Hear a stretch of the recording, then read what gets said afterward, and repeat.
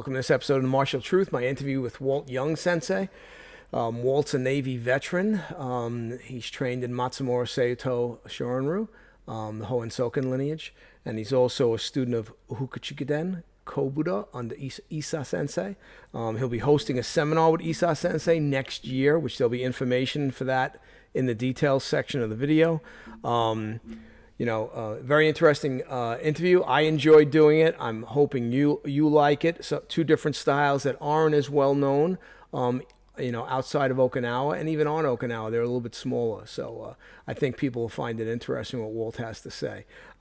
As always, please click that like, share, subscribe button. Consider becoming a member. We're closing in on 14,000 subscribers. Channel's doing great.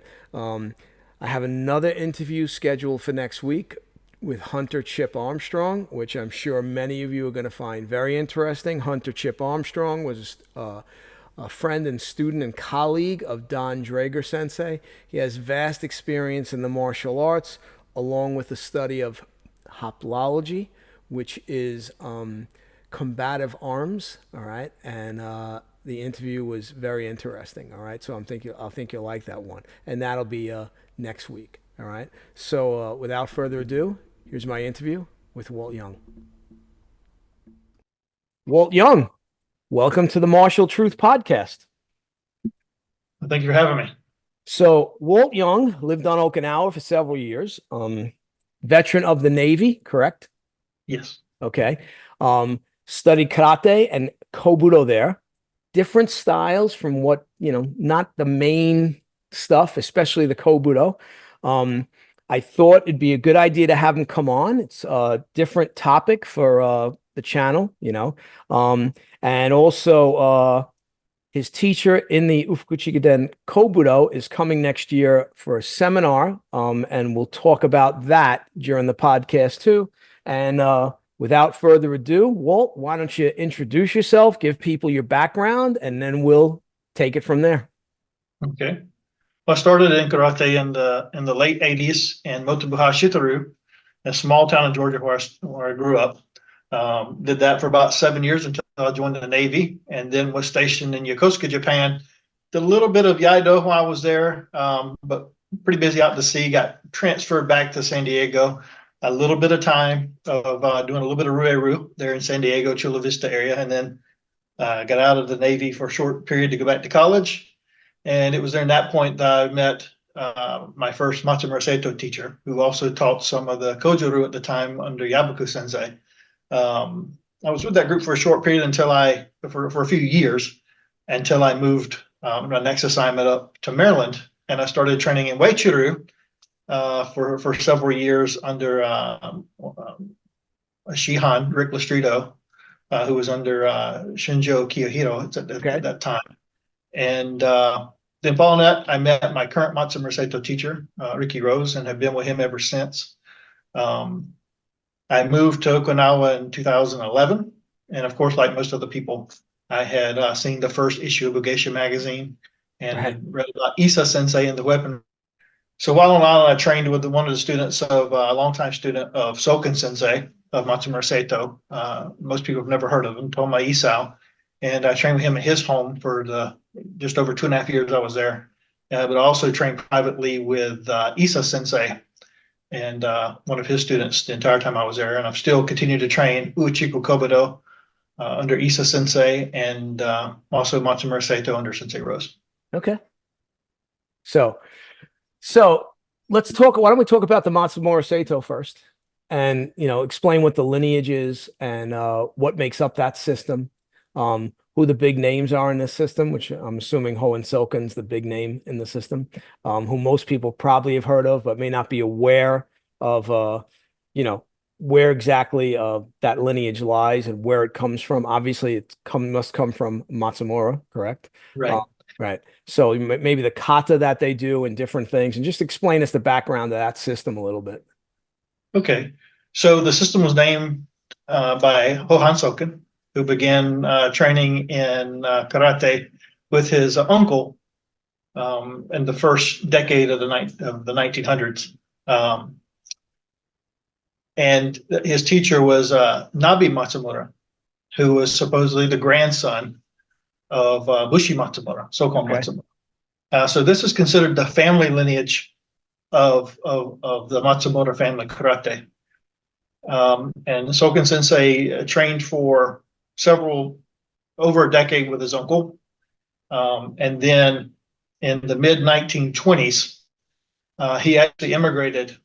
His brother had gone a couple of years before him, but he immigrated to Argentina to find work and lived down there for over 20 years.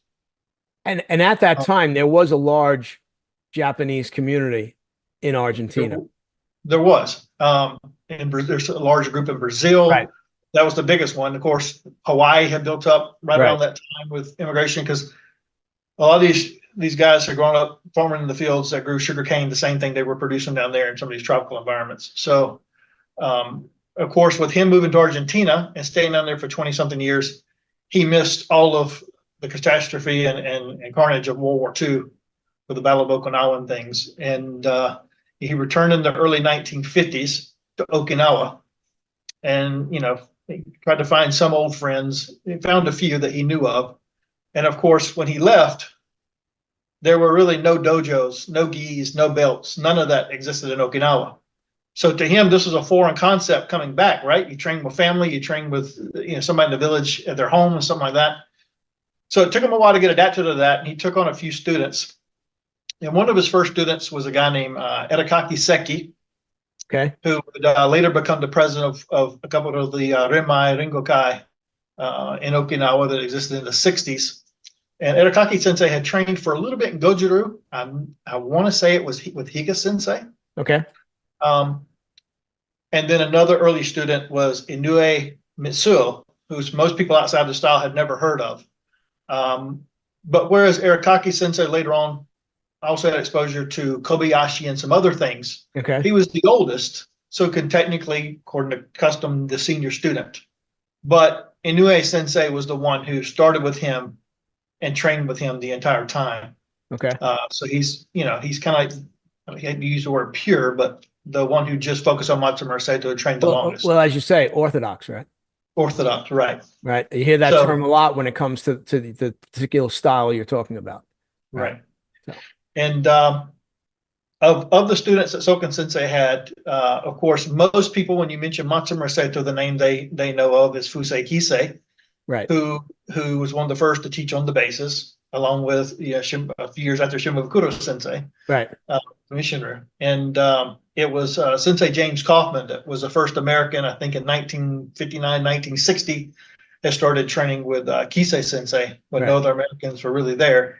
And he helped him get situated on the base and start at the USO there. But our lineage is a little bit different. Out of Soken students, he had one family member that was a student, and that was the great nephew, Nishihira Kosei. Okay.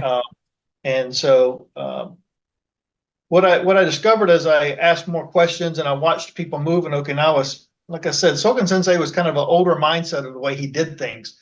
So it wasn't cookie cutter at all. He would show this individual or this group one way, and maybe this one a little bit different, which caused a little bit of strife after his passing when people saying, oh, no, he changed this or he changed that, or no, he thought this way. What I discovered as I met many of these people in Okinawa and some here in the States, it wasn't the individual. If you could find the people who tended to be in the same class training together, those groups tended to move all the same way, step all the same way. And so for Nishihira Sensei, the group that trained with him, it was Nishihira Sensei, Toma Sensei, Fujiyama, and one other one, I believe, named Higa. And they tended to use a crescent step in stepping, like Gishinru. Okay. But you pick what's unique about that group is you pick the knee up high so that the foot comes at about calf level. So you don't keep contact with the ground. And anyway, so my teacher here in the States, Sensei Rose, I met him in 2005. He had moved over there in the early 70s, around 1971, 72, and had been a dependent and had met Kisei Sensei and trained with him for several years. Come back to the States, immediately joined service, went back overseas. And after a short period of time, he actually become a direct student of Soken Sensei. Okay. One of the few Americans, there's probably about 3 to 4 Americans who ever trained as direct students of Soken. That's not to say that other people didn't get to go to Soken's home on Saturdays and things and train with him. Guys that were a little more serious. Right, but these individuals no longer trained with the previous sensei. They Soken become their actual sensei. Okay. So he stayed with Soken Sensei for several years, and to my knowledge, I think he was one of the last or the last person to receive a Shihan from Soken Sensei, full mastery of Matsumura Seito system. So was Soken Sensei, was he issuing Dan grades, or was he just issuing like licenses? At first he didn't have ranks at all, but then when he did adopt them, students, from the stories I've heard, the Americans said early Americans said they would show up at a dojo and they're fighting a white belt, and he's just incredible. And they're like, come to find out, these guys have been training for 7, 8, 10 years with Soken Sensei, and they still were a white belt. There were no Q ranks. You just got black belt. And let's just remind ourselves that we'd all be a lot better off if there was no rank system. But go ahead, continue. So what I've noticed with some of his long-term Okinawan students, I can't say for sure if he didn't issue Dan ranks all along, because I have seen some of his Okinawa students have multiple certificates. Okay. But from the ones I saw, there may be some that he issued as he began to officially retire, which was 1977, 78. Okay. I think to my understanding, Toma Sensei, that's how it was with him. I think that might have been how it was with Nishihira Sensei. I can't say for certain, but I think that is how it was, where you just received one final rank and that was it. And what I did notice is the highest ranks of like 8th, 9th Dan, stuff like that, those individuals that got those ranks from Soken Sensei tended to be people who were heavily involved in organizations and kind of needed the higher rank to continue promoting people and things. So there were students that trained with them longer who may not have got at 8th or 9th Dan, but when training with them, you understood that they might have had a deeper understanding. Right. Sensei Rose, in his last few years that Soken was alive, of course, he's getting in his 90s. He invited his nephew to come from the same neighborhood to come over and act as senpai. And so that's when Nishihira Sensei kind of become a senpai to Sensei Rose. And before Soken died, he had asked Nishihira to keep training Sensei Rose and for him to stay with Nishihira Sensei. And that's what happened. And Sensei Rose ended up staying in Okinawa for a few more years after Soken died, continuously training with Nishihira. And it would be about a decade or so before any other foreigners or anybody knew or even met Nishihira Sensei. Okay. And then he took on a few students. So even when he become more known, Nishihira Sensei had a total of, I think, about 5 students. Okay. Throughout his entire time from the 80s all the way until his death in 2007. And one of his closest friends growing up, who also started with Soken Sensei around 1958, 59, was Toma Isao. Okay. And they were close friends from high school. And they trained together with Soken. When they got old enough, they worked for the same cab company and had their families together and things. And even after Soken died, they remained training partners, getting together, fighting, really pushing the techniques and learning things. But Toma Sensei was always a family man and had several daughters and was always working. He was a farmer, so constantly working. So he never had a dojo and only had a few people that his own daughters and a couple people that came and stayed less than a year training with him. So never had any real students. And so when I moved to Okinawa in 2011, of course, Nishihira Sensei had already passed away. So Rose Sensei had told me to, if I wanted to continue training in the method, the way we do things, the one person left would be try to go find Toma Sensei. So that's what I did. I set out and found him. And like you hear a lot of the older stories, at first he says, no, too busy, I don't have time to train. Right. And it wasn't until, after a few visits that he actually asked to see some of my kata and things. And he was surprised to know that I already had the entire curriculum and that I moved the way they do. So he said, when can you come back and train? So good. That started the relationship for over 2.5 years. And I still visit him when I go back. Well, see, that's good, right? Because it shows that persistence pays off, right? Yes. Some people they'd go to the first time and they get turned away and they'd be like, oh, screw this guy, but why does he want to teach me? Go someplace else. But yeah, if you want to learn from a particular individual that you feel has high skill, you've got to stay at it until that person's willing to start to teach you. And so And is he like the head of the school now on Okinawa? no, so that become an issue of strife after Soken Sensei passed away. Okay. There were some students of As every Kosei other Sensei. art, right? As Yeah, every other art has the same situation. Go ahead. there were some people, some students of Kosei Sensei that kind of supported and had said, he was the head of the system. I know for a fact from several people telling me this, the Erakaki Sensei, who did not claim that, actually went to him and asked, do you have any documentation, anything from Soken saying this? And Right. that was not the case. I would say that Kosei Sensei was very skilled and definitely spent a lot of time with Soken Sensei, so knows the art. But he also had previous training under Meishiro Sensei Okay. and Nakamura, who was of the Shorin-ryu line. And that's what he Okay. was doing in the 50s before he met Soken Sensei. And at first he trained weapons with Soken Sensei and eventually started doing the Matsumura Seito. And from, I want to say 1962, 63-ish, he was teaching his original Shorin-ryu along with the Matsumura Seito. And it wasn't until 67 that he quit doing his Shorin-ryu for a period of time and just taught Matsumura Seito. But by the early 70s, he modified a couple of the Shorin-ryu katas like Wansu, Anaku, Seisan, and added them back into his curriculum and created Kenshinkan. Okay. So the kata you asked earlier about the katas of Matsumura Seito, Soken Sensei was asked to join the Okinawa Kobudo Kyokai, founded by Higa Seitoku and Uehara Sensei in 1960-61. Is that the photo where they're all in? Yes. Because pretty much everyone and their mother's in that photo.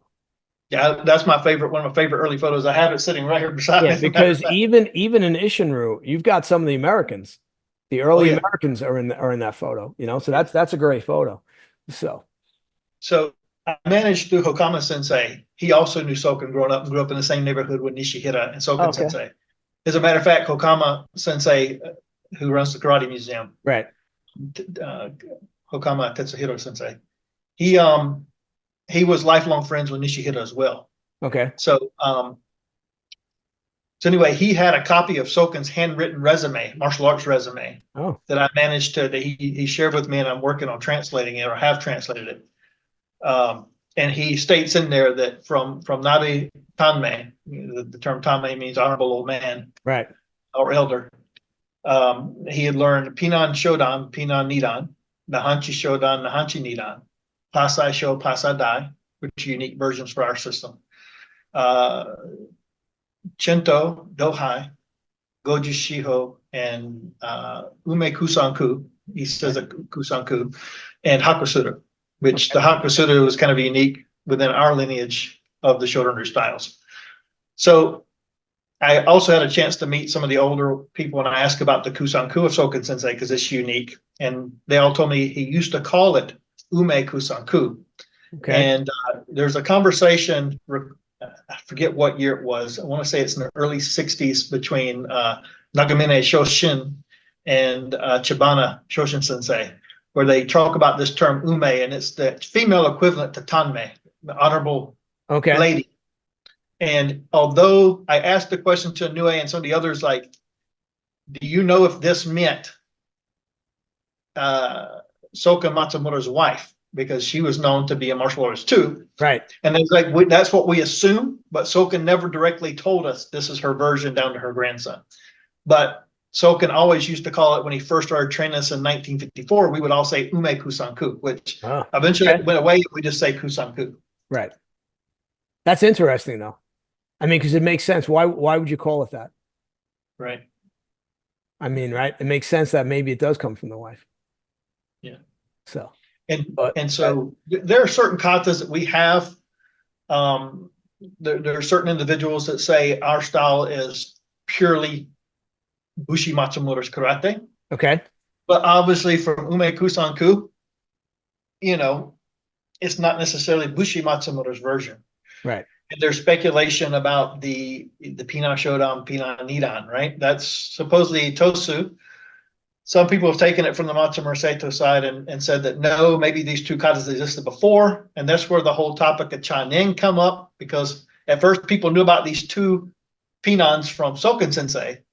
Well, then how come they weren't from Itosu? And then the articles from Motobu Sensei about Chanin talking with Itosu Sensei, right? So they maybe tried to equivalent that to Soken Sensei and Shodan and Nidan, but we're not sure how it got. So the Pinan kata you guys do differ from the Pinan katas that we've all seen? It's very similar. Okay. The Pinan Nidan is very close. The Shodan, the sequence to the back where you typically hear do the punch here and then back here, is different from us. It's a chest block, punch, kick under, punch, kick, and down. But that's a difference. Kosei Sensei also had Sandan, Yandan, and Godan. Okay. That he brought over with him. And of course, when he brought them back in the 70s, he modified them a little bit to fit more with the mechanics of the Matsumura Seito. Okay. Because the Shorin-ryu movement is starkly different than the Matsumura Seito. So Shorin-ryu, you typically move in, right? You move in on the opponent, and a lot more use of a squatting stance or almost like a shikodachi, very more forceful. Where Soken Sensei tended to, on almost all our katas, we step away to begin with. It was a very defensive type style. And instead of the single bone block, we use the double bone chest block, similar to Shorin-ryu as well. Yes. You'll be getting complaints from all the guys that say that's wrong, but that's besides the point. Right? Well, so empty hand kata, you have how many? So the purely Matsumura Seito ones, that would be the two Pinans, two Nahanchi, two Pasais, Chinto, Dohai, Goji Shiho, Kusanku, and Hakusura, so 11. Okay. But in our style of Suiken, Sensei Rose, he was teaching a little bit more public and things. He kept, like I said, he started out as a student of Kosei Sensei, so he kept the Wansu and made a Dai version. So there's two of those, and actually we have three. Okay. Because he took the original Wansu that he had learned from Kosei, and he teaches the one he learned, but then he added a few of the stepping away principles. Okay. And then we have another one that come from a student through Soken Sensei students. That's the Dai. And then we have Anaku and Seisan. Okay. And he kept the other three Pinans from Kosei Sensei, as well as the third Nahanchi. And so your Seisan, what would you say characterizes your Seisan? Like, would you say it's more similar to the Goju version? Would you say it's more similar to the Shorin version? It's what most people call the Matsumura no Seisan. It's because it comes from Shorin-ryu. Right. So the same one that everybody from the Kean lineages do. Ours is similar. Because it's from that same line, but Kosei modified it just a little bit to fit in the 70s when he brought it back to match up with the Matsumura Seito a little bit better. Okay. All right. Yeah, I'm always curious because again, it's always, you're always curious as to far as the root of all this stuff, Right. And, for me, I'm always curious to look at similarities. I don't get hung up on differences so much because you're always going to have some differences, but I always look for things that are similar to that, the common ground that we're all sharing with the different forms and different stuff. And, like it's interesting with the Pinans because, they weren't taught till, they're fairly modern kata compared to some of the other kata. So it's interesting that, that's you guys are doing those two kata. Yeah, and I also will say this: people, of course, a lot of people haven't seen the resume, and they don't even know what Soken said in interviews in the 70s about having the Pinan katas and things. And there are several, rumors or speculations out there that Soken Sensei learned some of the karate after he returned in the 50s from some of his friends. He was very good friends with Akama Shozo. Okay. And had been for several stories that's retold by Kean. And he's also good friends with Kean Sensei, which I find interesting because Kean Sensei was 20 years older than him, or 20-something years older than him. So, but anyway, when I got the chance to talk to his very first students of Soken Sensei, I asked them, do you remember seeing Soken Sensei doing any of this? No. When did you learn the katas? As soon as as soon as we started training. So unless he learned the katas very quickly and learned, figured out how to use them very quickly, he was teaching them in less than a year to these first generation students. That was the unique thing about being able to talk to them, right? It kind of reduces the timeline on, Right. you know, could he have done that? And Right. Well, I my mean, belief is no. I mean, he may have trained some with some others on the some friends as far as the Pinons and things, because he right. did later adapt Pinan Yandan for some of his people that trained with him, because he liked it. So I was going to say like Pinan Yandan, although he didn't learn it from Nabe. It was similar to Kusanku, so he liked teaching it sometimes. Okay. Yeah, it's interesting because, the founder of Ishinryu, he decided not to go with those kata. So he just was adamant, that I'm not teaching those kata. That he felt they were made for school children, and he just wasn't interested. It's funny, in Richard Kim's book, he mentions that Eizo and Tatsuo both felt that way, but obviously Eizo did the Pinan katas. So it wasn't the case. It was just Tatsuo was very adamant about not doing those kata. So for whatever that's worth. Now Soken also trained in weapons. He did. Okay. So obviously, I've seen the kama, the kusarigama, where he's swinging it around and stuff. Very impressive. So I know he did sai. Obviously, probably did bo. Kama, we just mentioned. Were there other ones he did?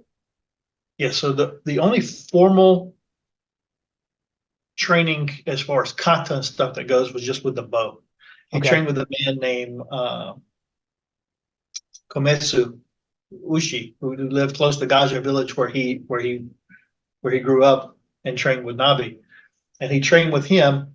And the bow kata he learned from him, or the style, was Suken Island Suken Bo Jitsu. Okay. And so at a certain point, Soken Sensei says that Kometsu took him to his teacher.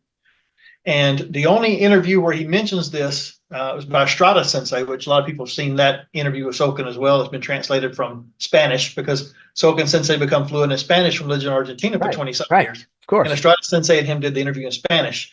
But it says that Kometsu took him to his teacher, Suken Mankata, or Mantaka. I think that's a mistake, because just like, I forget what this term is called, but in certain families, all the males, the kanji for the given name all start with the same. Like Matsumura Sokon, Matsumura Some, Matsumura Soyo, it's all so. So in the Suken family, it seems that Han was the first kanji. Okay. And so there is history of a person of Suken Hantaka on Suken Island. So I think, in my opinion, that's who I believe was Kometsu's teacher, was Suken Hantaka. The time frame when Hantaka was alive was about, it should be correct. Okay. And I was just in Okinawa in November and went to Suken Island and got some historians, saw some documentation in books, which I'm still working on translating. Okay. And went to some of the homes of these people. So they're still standing. So now when you say the Suken tradition, like in Mariyoshi Kobudo, we have Suken no kun. Similar or no? Completely different?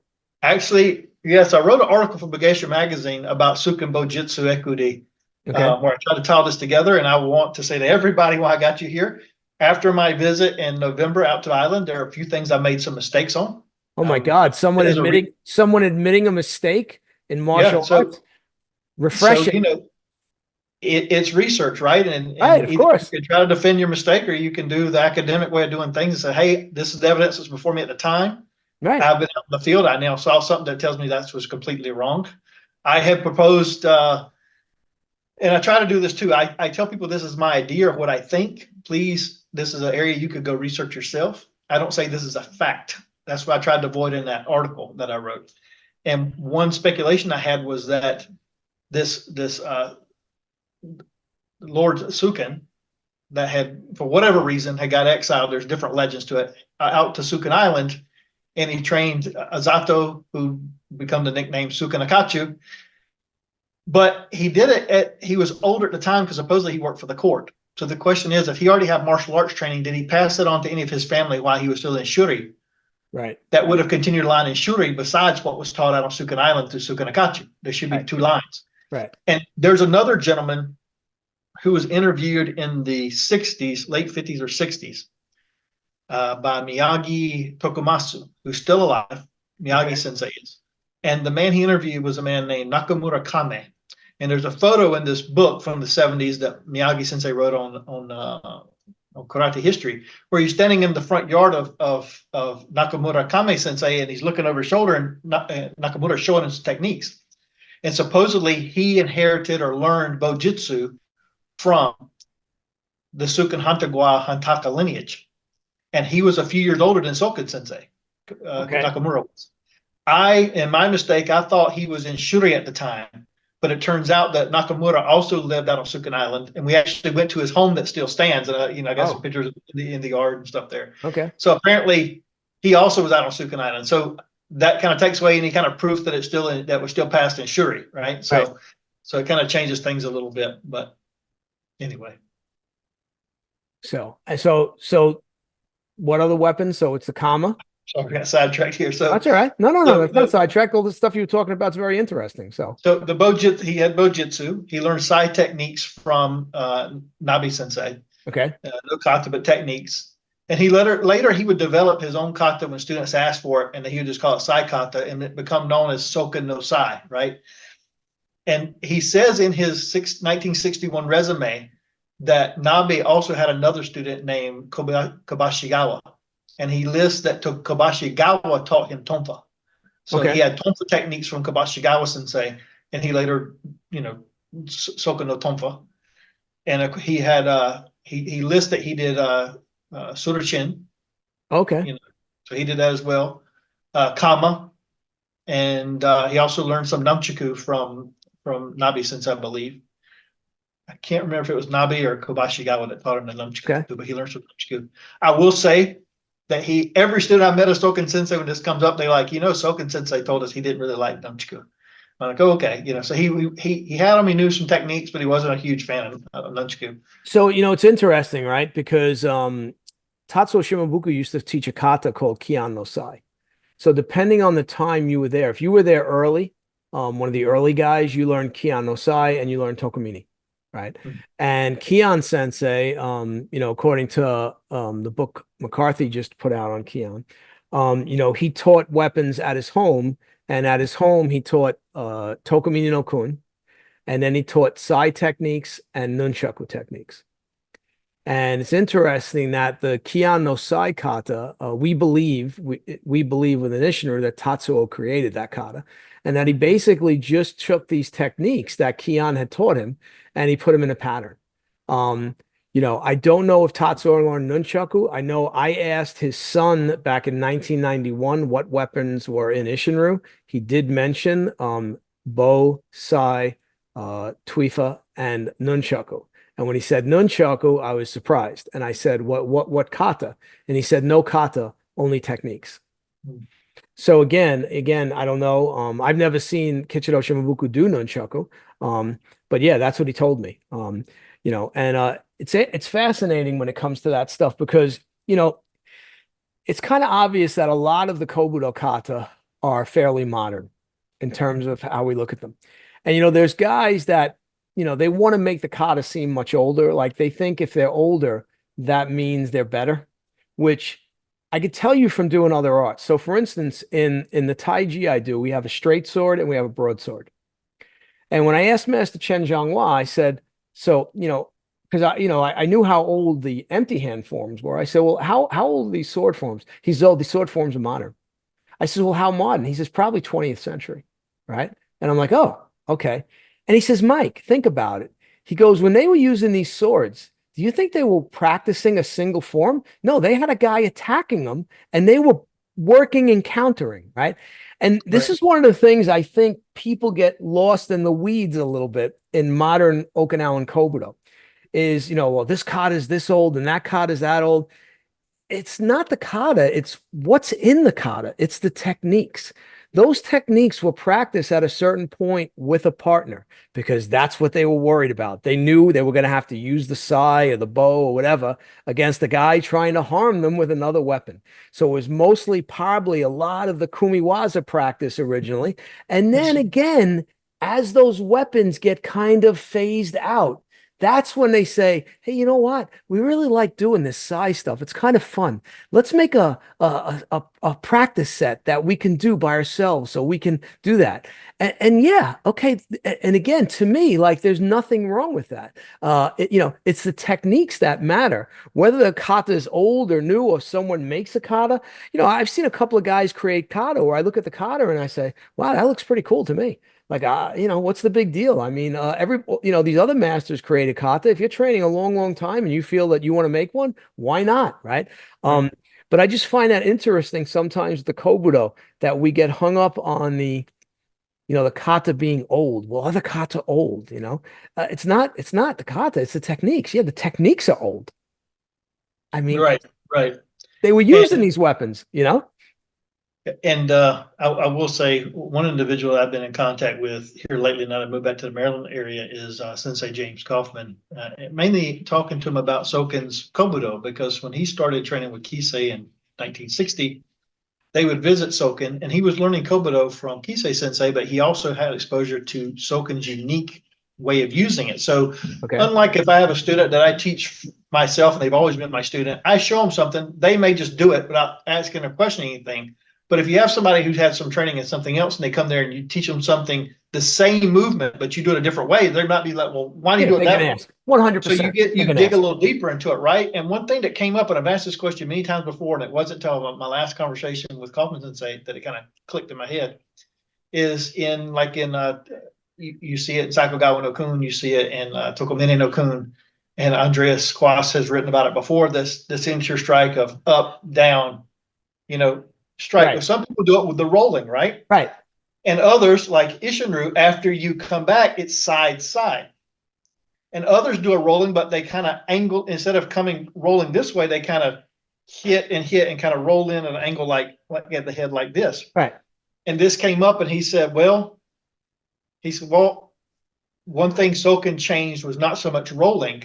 He didn't necessarily go completely side side, but he said that's good for training and for kata.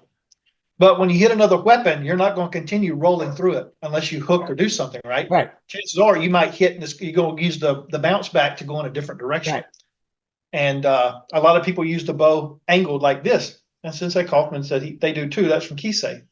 He said, but if you notice any of this Matsumura Seito kata, the bow is held straight up and down from Soken Sensei.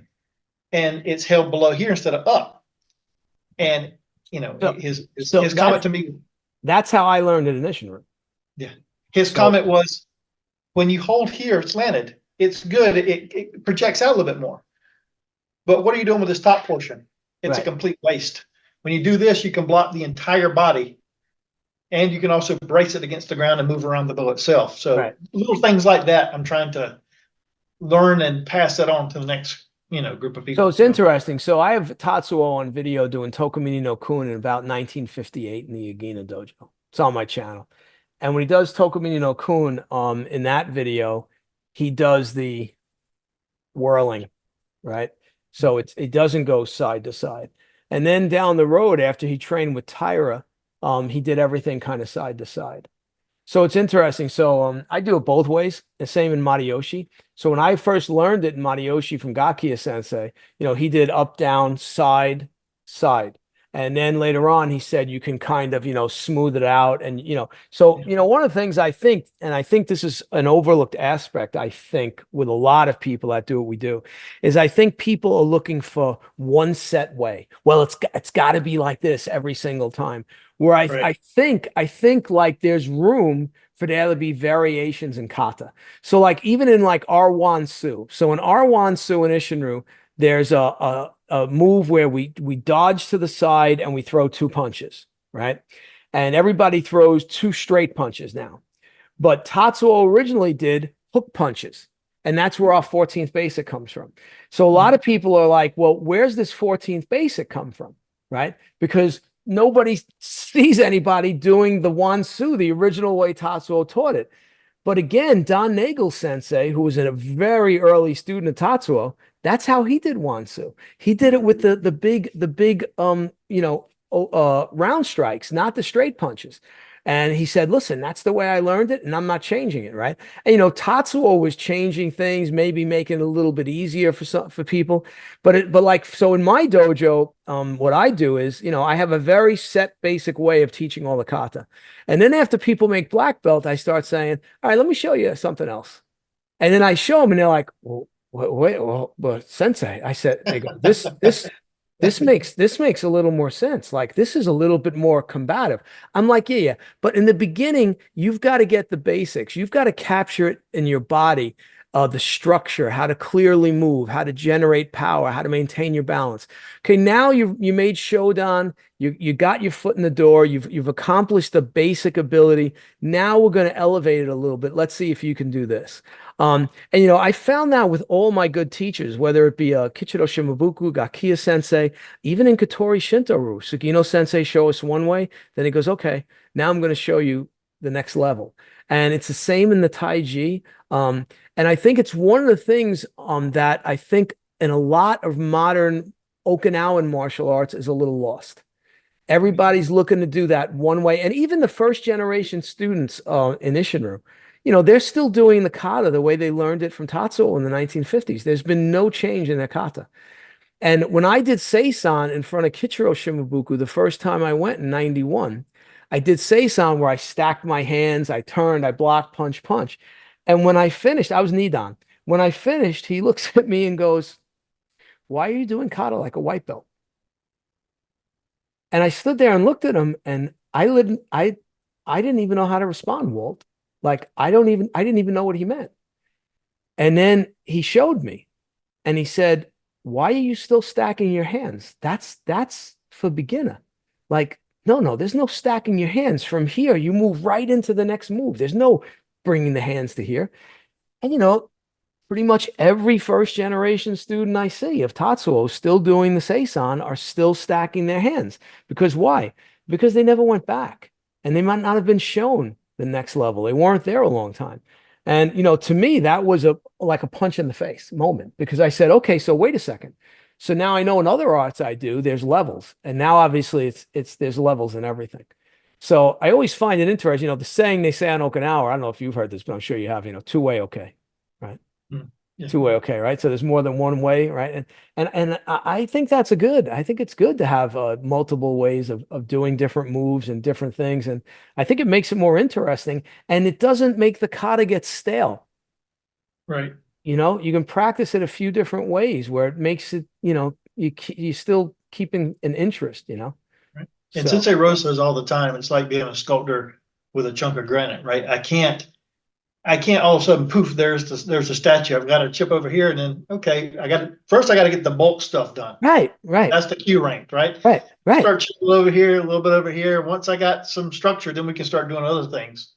And there's, Soken Sensei, this quote I've seen a lot on Facebook lately, but he had a quote that he would say where there are no secrets in karate, only things you have yet to discover. And so that just meant, and he talked to Sensei Rose about that quite a bit, about digging.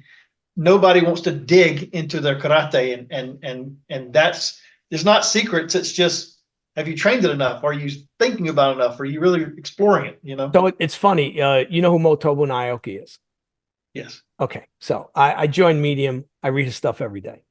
Like, I'm like a kid in a candy store. I wake up every day and I get one of his articles. And look, most of the stuff I find fascinating. Some of it I'm like, right. And not everything I agree with 100%. But today, he came out with an article about Motobu and about how the kamae aren't really kamae, and they're actually techniques, right?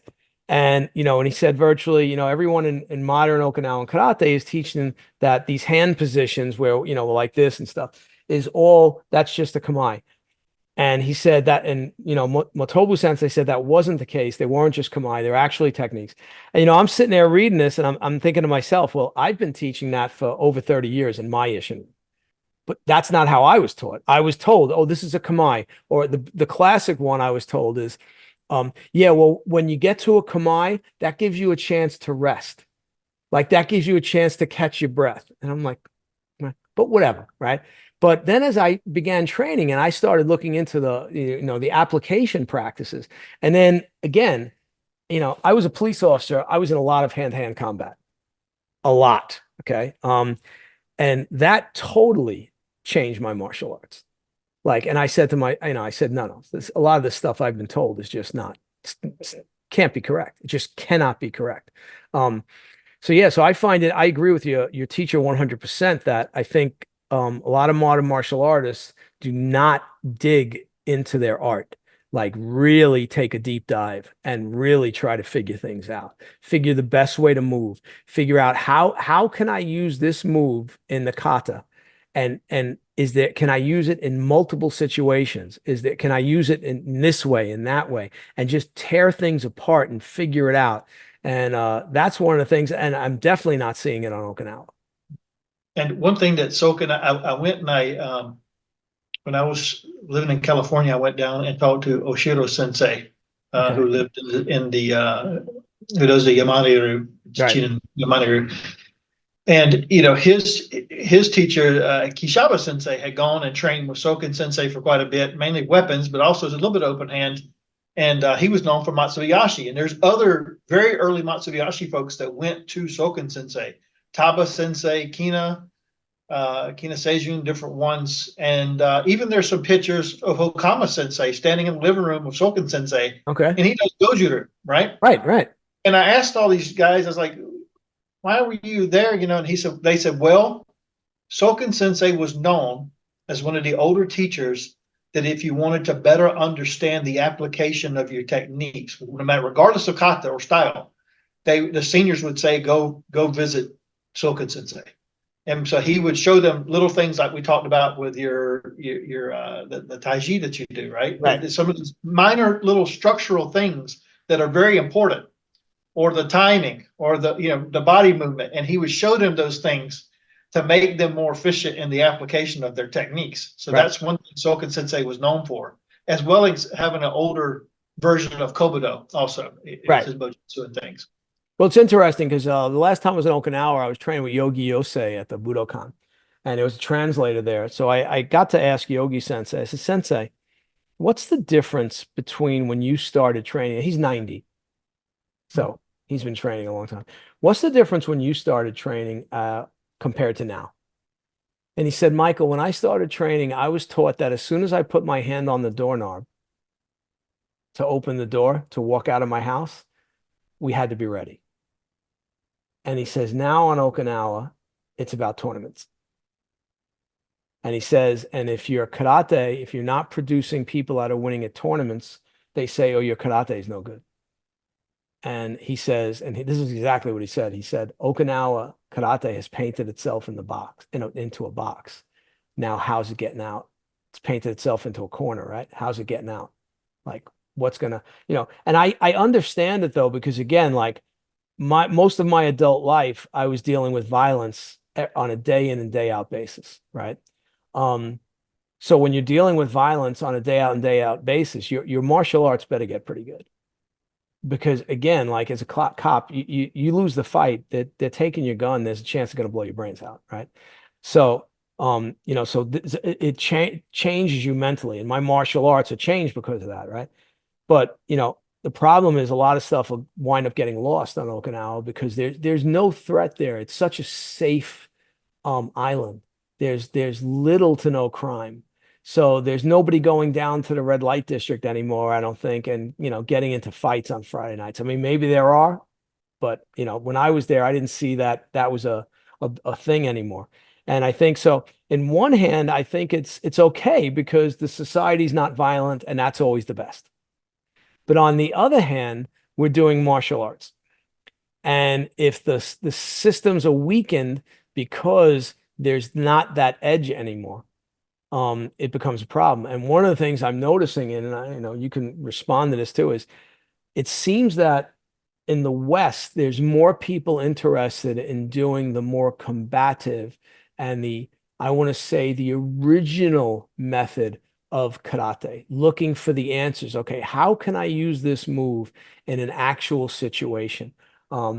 Where I don't necessarily see that really going on, and not just in Okinawa, but Japan either. Well, I will say within the Matamoro Seito group, there's very few. It's almost completely died off in Okinawa.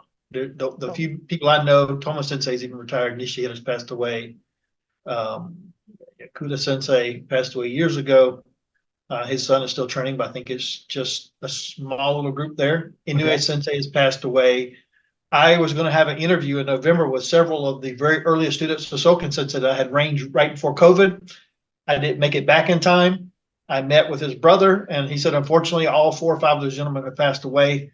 We know of one student that's still training. We tried to get him to come to meet with you, but he's was told to, keep to himself. So he has a small little contingency. So there's still little pockets that we don't even know of people training in their garage dojos in Okinawa. Right. That kind of blew me away, but it's true that, I've heard this a few times in the last few visits. But the stuff you're going to see that's public is more tournament based and those things. So you're absolutely right. The other thing is if you're focused more on the application, and you're training your technique, it's not going to look crisp in the way that you're going to try to win points at a tournament doing your kata and stuff. It's going to look, people said in the past that Nishihira and different ones, their karate looks very sloppy. Well, another word for that is that it flowed really well. There was no stop point. It flowed into continuous movement. And the use of the relaxing the body to use the full weight of this or that, it's different. It's not going to win you. Well, there's some on my channel for the members, I have an Isshinryu series. So I do Seisan. I do a beginner's version of Seisan. I do an intermediate and I do advanced. And, I don't know how many Isshinryu guys are members of the channel. I mean, there's a bunch because I did a survey recently and the members said they want to see mostly Isshinryu first. And then I think it was Chen videos and then Matayoshi, whatever. But the last one, the advanced one, most Isshinryu people's brains would explode. They'd be like, what is this guy Calandra doing? Right. And when my students saw it, they were literally like, holy shit. Because I had never even taught these guys this stuff. This is stuff that I've been percolating in my head. And even Kichiro Shimabuku said to a bunch of his students one time, they had never seen me before. And I had demonstrated Sun Tzu Kata, which is the kata his father made. And, these Okinawans are looking at me like I'm crazy. And Master Shimabuku said to them, oh, Michael's like my father, self-defense only. And, so I always find that kind of, obviously to me, it's a compliment, right? But it irks me a little bit, right? Because again, I'd like to see that kept. Because I think it trains the mind a certain way. I mean, when you train for reality, last night I was doing a kumi bo drill with a 12-year-old in my dojo. And I decided to turn it up. I turned it up and the look on his face, like he was in a little bit of shell shock, right? Yeah. But he did good. And again, I have enough control where but a couple of times the bow stopped right here on him where he didn't get the block up fast enough. And I saw his eyes go like this, But, I think that type of training trains that kid's mind and makes him it elevates him to a certain mental toughness. And, I think that's an important aspect of the training. And look, I mean, I saw the Olympic karate, they hit themselves when they do a punch to make noise. And look, they're far more athletic than I am. I mean, I can't say shit, right? They're more athletic than I am. Oh, definitely. But again, I'm sorry, that's not the karate I'm interested in, Yeah. The other thing is, I want to say this when it comes to the tournaments, when they first started doing this in the Bogo gear, which I have some of the original Bogo gear that I still use it, they learned how to really punch and really hit. But when they fought in tournaments, they still were doing it with the power and the things, which is different than starting out doing it just for the points and the stuff and never getting the background of really striking and stuff, right? And it's also, it's karate, it's a martial art. There's contact, there's some pain involved. You will get hit and stuff. And just like he says, a police officer. My father got me into this because he was a chief of police. My sister was a police officer, brother-in-law. So in those confrontations, and a lot of the people in our style were previous Green Beret or stuff in the military. Yeah, the military guys, right. You have to be able to accept some blows, right? And that's another thing with the tournament. People think, I can hit. But if they've never learned to truly punch, then fine, I'll walk into your punch and I'll hit you while you're trying to hit me because it's not going to hurt me. I'll, Well, that's a big problem in Isshinryu too, because of this idea that the Isshinryu has a snap punch, which it doesn't. Okay. It doesn't. You're driving through the opponent. There's no snap punch, right? And then the other thing is like I haven't done the sport style sparring in my dojo in 30 years. So everything I do is a guy stands in front of you, he attacks, and you got to deal with it. And I don't want to do anything where I'm a referee calling points, where people get into this habit of playing tag. I've never seen a fight in my life that looks like a karate sparring match. So my philosophy is if you train like that, well, that's how you're going to fight. And I do a lot of I do multiple opponent drills in my dojo where, I mean, there's some safeguards there. There has to be, or else we'd have a free for all and people be going to hospital every night. But it's still like when people first experience the multiple opponent drills I do and stuff, they're like surprised. And that's the thing. I really tried to zone in through obviously the experience in actual fighting of how we should train so that my students who are mostly not in law enforcement, right, in New York, computer guys, whatever, right, right. Businessmen, right, so that when something happens with one of them, are they going to be able to handle it? And the handful of times in the 45 years now, where one of my non-law enforcement guys had to defend themselves, they did, and even against multiple opponents on a few occasions. And to me, that's says to me, okay, well, the method you're doing works in terms of how you're presenting the material, right? And I say to myself, and if I had spent a lot of time on just the point sparring aspect of it, I don't think the results would have been the same. And it wasn't just me. Sherman Harrell, who's an early student of Tatsuo Shimbuku's, when he started coming to my dojo, he said, "Mike, I stopped doing that type of sparring. I don't do anything where you call points." And then there was another senior Goju sensei there, Bob Tayani, who just passed away, and he said the same thing. He says, "I stopped doing that kind of stuff a long time ago." And Bob Tayani was a huge sport karate guy. He was in the era of Chuck Norris, Mike Stone. He fought Mike Stone. So here's a guy who came out of a sport karate background and came to realize that basically, what am I doing? Like, this doesn't make any sense from real fighting, right? And began to study the Bubishi and really got into the study of Bunkai and breaking the kata down. So yeah, so it's interesting. It's almost like there's kind of two paths that you see now in modern karate. You see the sport path, and God bless them. Look, you can do whatever you want. If that makes you happy, knock yourself out. And then the other path is, well, I'm trying to rediscover the original intent of this stuff. That's what I'm interested in. I just find it interesting that you see now, like I get contacted a lot from guys saying, we see the stuff you're doing. It makes a lot of sense. How can we do that? Or what can we do? And a lot of times when I would come in for a seminar for an Isshinryu sensei, usually the first day I'd work with the head of the dojo. And I'd say, okay, what would you like to work on? And he, whatever, and we'd work on it. And about an hour in, he'd say to me, I trained with a lot of senior teachers in Isshinryu. No one's ever showed me anything like this. And I'd look at the guy and say, well, I don't know what to tell you. I said, this is what I do. I said, and people can't show you what they don't know.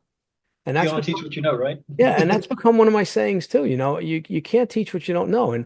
And I'm never thinking it's good enough. I mean, I'm always trying to no, I can do that better. No, I can move better. No, this I got to understand this move better. There's got to be, and I think that's what happens. A lot of guys kind of they let that fall by the wayside, especially as they go up in rank. They get to a certain rank and they become good counters. The standard joke in my dojo was my students would always say, well, Sensei, you'll never make eighth dan because you're not big enough. It would be funny, right? So, but all right. So anything else you want to add on the Matsumura? Oh, just one comment on what you said a while ago. It's at this point for me, it's about, especially with the Kobudo and the karate, it's the smaller, fine details that you talk about, some of the principles in your Tai Chi and some of the other things. So getting that right and then be able to use it more speed, can I still maintain it to the point that I try to do it at full speed and does it fall apart, or do I need more work on it, and with flow and things. And that's, to me, it's not about this long elaborate bunkai or this or that. these very minute things that make all the difference. And can I keep doing that as I get up to a fighting chaotic type speed and maneuvering, right? So one of the things I have my students do is I sometimes have them, and I stand there and make them do this. I have them, and I usually pick Seisan because it's the kata they're doing the longest. Okay, I want you to do Seisan as fast as you can. And they look at me and they go, firstly, they don't even know what I'm talking about. I say, okay, fast as you can. They start, and after about 5 moves, I say, no, start again.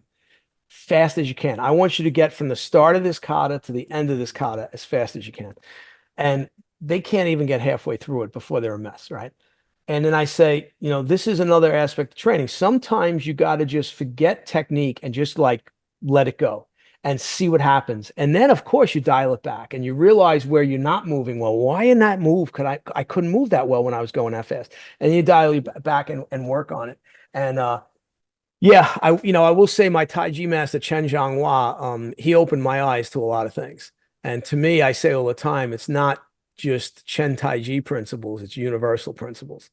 And it means a lot. And one of the things I find funny is like I go to St. Louis and they asked me to teach Taiji. So I got a room full of people. I got a senior guy from Uichiru, I got a guy from Shorin-ryu, I got a guy from Goju-ryu, and they're all pretty big guys. And the one guy was big. And I was pushing hands with them just so they could experience pushing hands. And the thing that I constantly was told, because they'd fall to the floor and then they get back up and they'd go, I have no idea what you're doing. Like I said, right, well, that's the whole point. The whole point is I'm using a level of body mechanics that we should possess in karate too, right? And all martial arts, right? And in Taiji we call it the mysterious ability, right? But it's physical. It's just it's alignment. It's just doing certain things. And, it blows a lot of the karate guys' minds when I do the push hands with them initially. And it's not even that they don't get mad, but they're like in bewilderment. They're like, wait a second, I'm 250 pounds. I'm 6'3". You're 5'6", right? 160 pounds, right? And I'm using all my strength and you're moving an inch and I'm falling to the floor. And I'm like, well, yeah, this is high level body mechanics. And that's one of the things that Chen Zhanghua has really driven home to me. And that's helped in all my martial arts. And, I say all the time, even my teacher's teacher, Hung Jiang Shen, he would say, you must follow the rules. But then, of course, there's going to be times when you have to break them. Right. And that's, of course, that's no matter what. And even the one I just put up on tossing, there's been some blowback on it with a couple of people. And I think I'm saying to myself, okay, I'm going to have to do a follow-up because I think people are misunderstanding what I'm talking about to try to clear that up. And I will. But yeah, body mechanics to me are everything. That's the good stuff. Yeah, it's the good stuff. So all right, let's talk about Kobudo. Okay. Because the Kobudo, I can tell you now, a lot of the people probably watching this probably never even heard of it. Now, I'm like you, I heard of it from Bugisha. And I read that article and I was like, wow, this seems like some interesting stuff, right? And this isn't the Kobudo that I've seen, right? And, so why don't you fill us in on that? So the system that I trained with Isa Sensei is Ufuchiku-Kobudo. And in Uchinoguchi, some people say Hogan, the F's are said like H's. So it's actually spelled Ufuchiku. Okay. Ufuchiku, but it's Ufuchiku. Okay, so I've been pronouncing it wrong. So now I'll try to correct myself now that I know that. So go ahead. So a lot of people have seen his photo. I know you can't probably see it behind me, but right here. So this is my Kobudo lineage here. I'm a karate lineage, and over here on the front, on the right is the Kobudo. There's a classic photo of a man with a long white beard, and he's got his granddaughter holding him in the background. You can see his wife in the kitchen. Right. Andreas Quest has written about this a few times and put the photo up, but apparently there was a German in the 19 teens who was going around Okinawa. And at that time, his name is Kanagusuku Sanda. Kanagusuku Sensei was the chief of police in Shuri. And Chiku is police in Uchinoguchi. Okay. And Uhu or Ufu is the Okinawa way of saying die. The way you'd have Pasai Sho, Pasai Dai. Right, big, right. That Dai is Uhu. So big police, he's a chief of police, Uhu Okay. Chiku, title. And so that photo was taken by that German and put in a book that he wrote back in Germany in the 19 teens. So Kanagusuku Sensei had served Shotai, the last king of Okinawa, of the Ryukyu kingdom. and had been part of the entourage to go up. As a matter of fact, he was in charge of part of the group, in charge of the horses, the royal horses and stuff, taking them up Okay. to Edo. And after that was completed, he moved back down to the Shuri area and the Gibo area there. And eventually, I don't know exactly when, but he became the chief of police. So our system has 25 weapons listed in it. And the main weapon is the sai, whereas most systems, the bow is the big component. With us, the sai is the big component. And if you look at different groups, the Taira lineage of Ryukyu Kobudo, they claim some of the sai jutsu coming from Kanagusuku Sensei. Okay.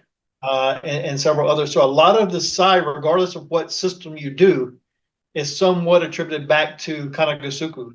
Now, whether that's a post-war myth that got put out there, I don't know. But he was definitely known across the island as the sai expert. Well, from a law enforcement standpoint, I mean, the sai was a law enforcement weapon. Right. So it makes sense that if he's the chief of police, that in his system, the sai is going to be the primary weapon, right? And there's that photo that came out a couple of years ago of the criminal hogtied on his knees, Right. and the two guards standing there with the sai. And drives home the point that, yeah, okay, these weapons weren't for show. They were actually using these weapons. It's like similar to in Japan, the jute was a symbol of authority for the police officer. He carried that, right? So continue. 25 weapons is a lot. I mean, I thought Matayoshi had a lot. So 25 is a lot. So Kanagusuku Sensei had multiple people to train with him over the years in the early 1900s. But actually, one of the last people to come to him was Kina Chose. There's been several articles written about him in the 80s in Black Belt Magazine, Okinawa Pastime by Robert Teller Sensei, who met him and knew him a little bit. And from my understanding from Isa Sensei, he learned some sai techniques from Kanagusuku. But Kanagusuku, like we talked about a while ago, he's a rougher mindset, and most of his students were that mindset, whereas Kina Sensei he went to school to be an educator, to be a teacher. And I'm not sure if I'm correct on this, but I want to say he was a principal at some point, or at least involved with some kind of teaching association. So is this the Kina that's in the video, the black and white video that the Okinawan Sensei released a few years ago? Yes. Yeah. Yes. So just from my perspective, when, that was a time where I was waking up every morning and one of these videos was dropping. So to me, it was like Christmas every day. And when I saw that video of Kina Sensei using the sai, there was a certain quality to it. Right. And it's not like he's worried so much, like we talked about earlier, about, perfection and looking a certain, like those sai are moving and he's moving. Yeah. And there is a really good quality to that. And I remember showing it to my students, say, hey, check this out. Look at this guy and look at how natural he's moving, right? So continue. I just wanted to mention that because, people can find that video. They can find it on YouTube. And while you mentioned that, I will sidestep here on this. So the whole entire video is now on special exhibit in the Kaikon. Oh, is it? Okay. It's close to an hour long, and I saw it in November, and I have to say, I was there with a good friend of mine, Ulf Carlson, who does the Kishimoto-Den. Right. And we saw it, and we just sat on the floor and watched it run 3 or 4 times all the way through, because we're not worthy, it's like, right. Like I remember really watching these masters do their stuff. Yeah, I can't remember all the masters' names, right? But there was one guy that demonstrated Wansu. And, he does Wansu, and he's not chambering his punches. Nakasone Sensei, yeah. He's just letting them fly. He's letting them fly. Right. Yeah. He's letting it fly from wherever his hands are. And, again, like I see that and I'm saying to myself, see, this is what I'm thinking. I don't understand why we have to do these chambers. Again, I understand the reference point karate for a beginner. But then as you become more seasoned and more, why do we have to punch from the hip or punch from this chamber? Why can't we just punch from where our hand is, And seeing videos like that for me, who's on this, trying to figure this stuff out, I say, I go, see, that's how this guy was doing it. Why can't I do it like that? And again, I think it goes back to the whole tournament thing in modern times. But like Yeah. now, when I go to Okinawa, now I'm going to be sitting there watching that video for an hour. Yeah, anybody that goes there, that's why I was putting it out as kind of promotion for them. Anybody that goes, I highly recommend you go up to the Kaikon and watch that Yeah, footage. They I just will let it roll 100% be watching over and that. over again. Yeah. But anyway, so in the 60s when the Okinawa Kobudo Kyokai was formed, and they're asking people like Soken Sensei, what do you want to name your karate style or this style? Kina Sensei said, well, that my teacher was a chief of police, so I'll call it Uchiku Kobujutsu. And so that's what they went with. Like I said, Kina only learned a few some side techniques from Kanagusuku. And one thing that most people miss is there was an article done. I want to say they interviewed him as part of that demonstration. There were Okay. some the newspaper. There was also Andreas's Quas has also translated these years ago and put them out. And I think Miguel de Luz may have done the same thing in Okinawa. One of the two put them out in English, where certain senseis were interviewed, and in there it is discussed that Kina Sensei says when he grew up in the Kanagusuku area, the men in that area did Saijitsu, and that he also learned from them as well as his father. And then later on, after he got done with his teaching college, he went and trained with Kanagusuku. So when he started teaching his Saijitsu, he actually only had two Saikatas that he developed. That was Saiichi and Sai-Ni. Okay. Which everybody, like we said earlier, Soken Sensei made a Sai Kata and a Tonfa Kata. Eventually, Right. they get a so-and-so no Sai, right? Right. So what ended up happening is the Saiichi become Uchiku no Sai because most people knew it was from Kina Sensei. Okay. And the Sai-Ni was mostly known for one of his senior students of karate and his Sai of Kean Shinyei, who would actually go into parliament and have a huge political career in the 50s, late 50s and 60s. And so he would do and perform a lot of times the ni kata. Matter of fact, on that old footage from 61, that's exactly what happens. Is Kina Sensei does the Saiichi and Kean does the Sai-Ni. Cool. But those were the only two kata and the only weapon they taught. Now Isa Sensei said that Kina Sensei knew a little bit of Jo technique, but that was it. So people like the senior students that trained karate with him as well. Kean Shinyei, who also was involved and taught the Sai and his Yamani Bojitsu in the Nagamine dojo. That's where a lot of the Bo and the Sai comes from and the Matsugashi. Right. And then you had his nephew, Kina Masanobu, who also was a great karate person. He actually trained in his youth a little bit with Kean as well, Kean Shotoku. And he actually also trained with the same Yamani-ryu teacher as Kean did. And he went on to study under Ire Sensei, who's known for, how do you say his name? Ire Matsu. I'm forgetting in a moment. He's famous for Kama, Ire Sensei. So he learned his Kama from him. He learned Numchiku from this other place. So both of these gentlemen, their Bo is Yamani-ryu. Their Sai is from Kean Sensei and the Uchiku method, and then Kama and other stuff from other places. Okay. As a matter of fact, Kina Masanobu, he also apparently trained a little bit with Soken because he also taught us his third Sai Kata, Soken no Sai. Okay. But his Kobudo and system largely got inherited by Robert Teller, who had that alongside his Motobu Dundi and Rute from Oyata Sensei. So that group specifically, and I think there's one other dojo in mainland Japan that still keeps Masanobu Kina's Kobudo. Okay. But those systems, because they were associated with Kina Chosei, they're called Uchiku Kobudo. Okay.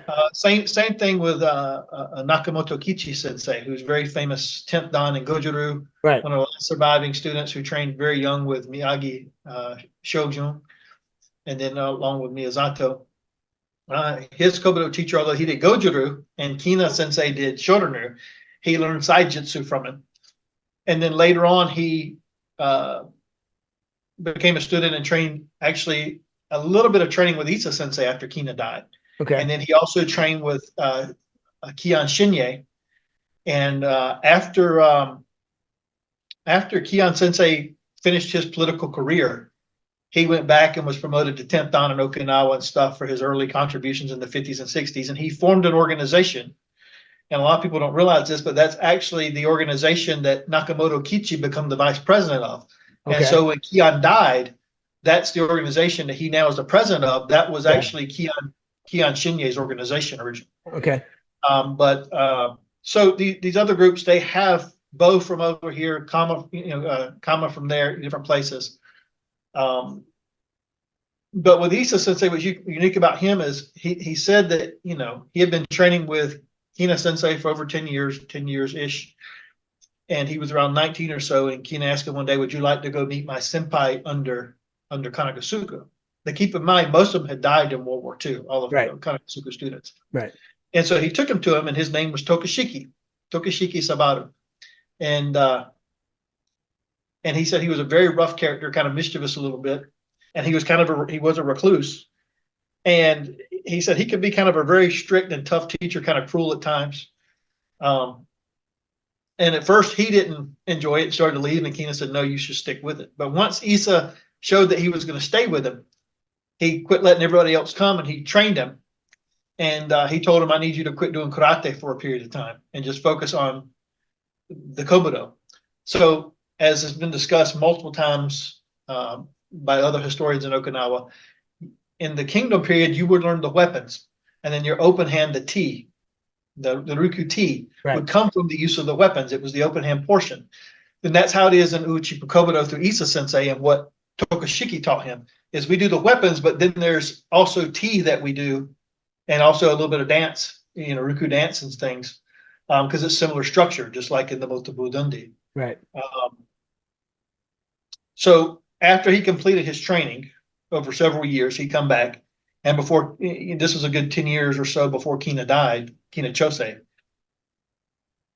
Between him and Tokashiki, they discussed that Isa should be the next, Soke of the system and pass things down to him, which is what they did. There's certain individuals, because they know that Kina Chosei only did Sai. They think that Isa Sensei has made these up from other places. Okay. However, Isa Sensei has a private photo book and things, right? And he also has his original certificates. And I've got a copy of it up here on my wall.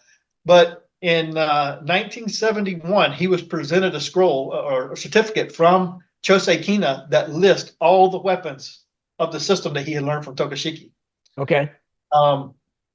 Tokashiki had been a recluse because the story was, and this is the only Isa Sensei telling this previously, was that he had a bad scar across his face that had split open when he was engaging in training with Kanagusuku, because he was one of his top students and things got very intense. I'd only heard that as a story from Isa Sensei and some other people retelling that. However, if I'm gonna hold this up, if anybody knows Mark Bishop, he has his, this is a second or third edition, his Okinawan Karate teacher. All of us that trained in the 80s and 90s, we've seen this book, read it covered back and forth. He visited all those teachers there, but he also wrote this book, Okinawa Weaponry, about 20 years ago or so. And what most people don't know is Mark Bishop, when he was living in Okinawa, his Okinawa wife at the time, her mother, so his mother-in-law, was best friends with Kanagusuku's granddaughter, the girl you see in the photo of him holding. Her name's Iha Akio. And so I contacted Mark Bishop and said, hey, do you have any of your notes and stuff where you talk? Did you ever get to talk to Iha? He goes, oh, yeah, she would come to the home of my in-laws and talk and things. And it was funny, in his book, he actually mentions that if anybody's got this book, if you go to page 195, you'll see a picture of Kina there. And up above, he talks about the fact that Tokashiki bore a terrible scar down the right side of his face, from his forehead all the way down to his chin, where his face got split open by Kanagusuku Sensei when they were training due to intensity. And he says, the reason being, Iha told me, was that he had decided to go beyond the bounds of his teacher. And she describes the day her and her mother lived with the grandparents, with her grandfather. And she remembers Tokashiki being there, and the day his face got cut open. So there's she's saying he got the cut because he got a little too big for his britches with his teacher. Intense fighting back and forth, right? And so as a counter not to lose, Kanagusuku did something and it cut his face open. But because of that, he didn't want any pictures taken. He didn't want to be known in public. And so that's kind of the reason for being a recluse and things. But so all the weaponry, although Isa Sensei did train and was a student, a longtime student of Kean Sensei, who founded Ufuchiku Kobudo, all of our Kobudo really comes through Tokushiki Sensei. That's why it looks different. As a matter of fact, we don't do Saiichi and Sai-Ni from Kean Sensei. Okay. And the reason being is when he made his Kobudo, you had asked about this earlier. Right. Everybody else tends to do this Right. with the side. In Ufuchiku, we hold it here. Right. We don't put the finger there because it can get struck. The other thing is we don't brace with the thumb. Okay. We hold it in this position. So it's funny. That's how Gakiya and the brace is the tongue against the entire hand. So that's how Gakiya Sensei showed me how to hold a sai. Yeah. So Gakiya Sensei, right? I will show you though how how some of the first generation guys showed how to use the sai. They would tell you to put your thumb on the inside here, as though you're bracing it, like when you're blocking. And again, when you're 15 or 16, like I was when I started karate, what do I know? I'm like, oh yeah, that little thumb will actually, help support when a guy's trying to take my head off full power with a bow. And then when I trained with Gakiya was basically like, no, this is the position you hold it, which is very similar to what you're doing. We do this though in Mariyoshi, but so you're saying you guys hold it like this, with a full grip around it. Yeah. So for like me, what I'll do now is I will just experiment with that. Yeah. Like, so if I get nothing else out of this little podcast you were doing, I've got a new thing I can play around with. Right. So I'm happy. Right. The other thing is we hold it to the side. He said, don't do, how Matayoshi Sensei had modified the bow kata so the bow's on the outside of the arm. Right. Right. He says, don't bend your wrist, but do keep it to the outside with a slight so you can have a guard. So we don't hold like this. You have to be careful not to hook yourself, but you keep it to the outside. So it's funny. Again, Gakiya showed the same thing. When I studied Mariyoshi Kobudo originally with Nishiuchi. And with Nishiuchi, there was a heavy bend in the wrist. And then when Gakiya saw me doing that, he's like, no, right? And again, it became that gentle slope with the bow, right? Gakiya corrected that, right? And it's so it's interesting how so like to me hearing that it's more similarities than there are differences, right? And then the other thing is, in Isshinryu, you see most of the guys using the bow when they do a nuki or they do a thrust, they hit the back of the bow up into the armpit, right? Okay, yeah, Tatsuo never. We don't do that. Tatsuo never did that. So again, this is guys that were there a very short time learning a little bit of Kobudo, and really not getting the full picture of the Kobudo. So, that's why, like I said all the time, Gakiya Sensei helped to enhance my Isshinryu Kobudo dramatically because of the fine points he taught with the different weapons and how to actually handle the weapons, right? So that's interesting that's how you guys do it. Now you're still pressing it into the forearm. Yes. So that doesn't change. You will see in the video, even from the 61 of Kean Sensei, when he did Sai, he did this. Okay. And the people say, well, then Ufuchiku doesn't do this. It's here. You can see it in the video of Kean Sensei. Okay. And Isa Sensei told me he developed those katas with the influence of what he learned from Kanagusuku, but heavily influenced from what he learned from the men of his village and from his father, who did it the way everybody else had learned to do it. So when you see the founder or the first Soke, right. The Soke of Ufuchiku, yes, he is doing this with the thumb out, but it confuses a lot of people in the history. But this was Kanagusuku's method. Right. So again, like for me, to me, it's tomato. Yeah. Like what I mean by that is like, some people may prefer one way over the other way. It's like, shooting stances, right? Some guys like the Weaver, some guys like the isosceles, some guys might like something else. I mean, but like me, I find it interesting that there's a different method because I've never seen that before. So for me, that's, it's just, again, something else to explore and check out and see what, get a feel for, right? So that's very interesting. So, okay, so let's give us some of the weapons we got here. We're talking 25 weapons, so it's a pretty big list. Right. So, of course, the basics everybody has is the bow, sai, tonfa, nunchaku. And I'll stop at those four because I want to say those four basic weapons there's a set of Kihon kata Okay. that the lowest ones Isa Sensei made up. Okay. So it's named after the levels of police. So Okay. there's Chiku, Saji, Chikusaji, Wakachiku, and Ufuchiku in the Okay. left. So for the bow, the sai, the tonfa, the bow, the sai, tonfa, nunchaku, there are those katas. And then there's also at the highest level, there's kata where you have T-type movement, T stepping like in Motobu Dundee, Okay. and similar. It's Ryukyu T. And for the sai, it's called Tichi sai. Tichi means one in Okinawan versus Ichi Okay. in Japanese. It's Tichi, and we call it Tichi sai, where you're doing T-type movements with one hand and using the one sai. And that's how it would be if you're really trying to apprehend or do something like a jitte, right? It's similar. Right. And with the nunchaku, we actually have both in the hand, so it's tachi nunchaku. Okay. So after that, there's the kama, and I will say that they count ichigama and nichogama as two separate. Okay. Then there's the kusudagama. Okay. There's the tichu, Okay. which is held in the hand with a point on each end, point coming out top. There's the teko. Right. Then there's another one called teko, which is 1K, and the kanji is a little bit different. And it actually is an iron glove that has a little bit of points to the end, almost like a ninja type of technique. And there's no real, of course, there's no kata for it, just some techniques is what I was told. Okay. There is the sunset sukon, but not the Matayoshi long ones, but rather the short one. Oh, so the pocket, for tying up and doing things. There's nawa, or rope, is considered a separate one, but there's no kata. It's just techniques. Like once again, if you've seen any books or photos of Motobu Dundee, when they do the tea, they can use the nawa to tie things up. Similar in the what Sensei calls katamiti. That's what we call our version of Ryukyu tea is katamiti. Okay. There is the 4-foot staff, or he calls it the old man walking stick, a gusan. Okay. And then there's a 6-foot, the sanjakubo that we do. Okay. There is the bogama, which is the bow with a kama on the end. Right. There's also the bow with the nunchaku on the end.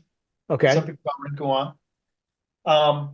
Interestingly, in Okinawa, you have the tenbei, which in the Ryukyu line is the turtle shell. And the tenbei of Matayoshi originally was the rattan, woven rattan fiber. Right.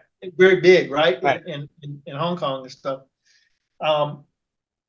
They have a round metal conical thing they use like a shield or a weapon. And I said, tenbei? He said, no, jingasa. And I'd never heard of jingasa before, but this was the helmet on the soldiers. Yes. So it was techniques using jingasa with another bladed weapon with it. Similar now, to tenbei. Is that similar to the Ryukyu one where there's a single handle, you hold on to it and you manipulate Yes, originally I think it was just the straps that would tie it on. Okay. And there would be a bar, maybe some ties in there you would grab hold of, and you use it that way. But the ones using a dojo have a metal bar, one single bar through the center. I'm trying to think of what else here off the top of my head. So one of the last weapons you learn is the 9-foot bow. Okay. And you have to learn that first because they have a version of nunti, but the older Okinawa way of saying it is nuntetsu, which I forgot. We also have nuntetsu. And in the system, I'll just bring one here. They're equal on each end. And this is the nuntetsu that we use. Okay.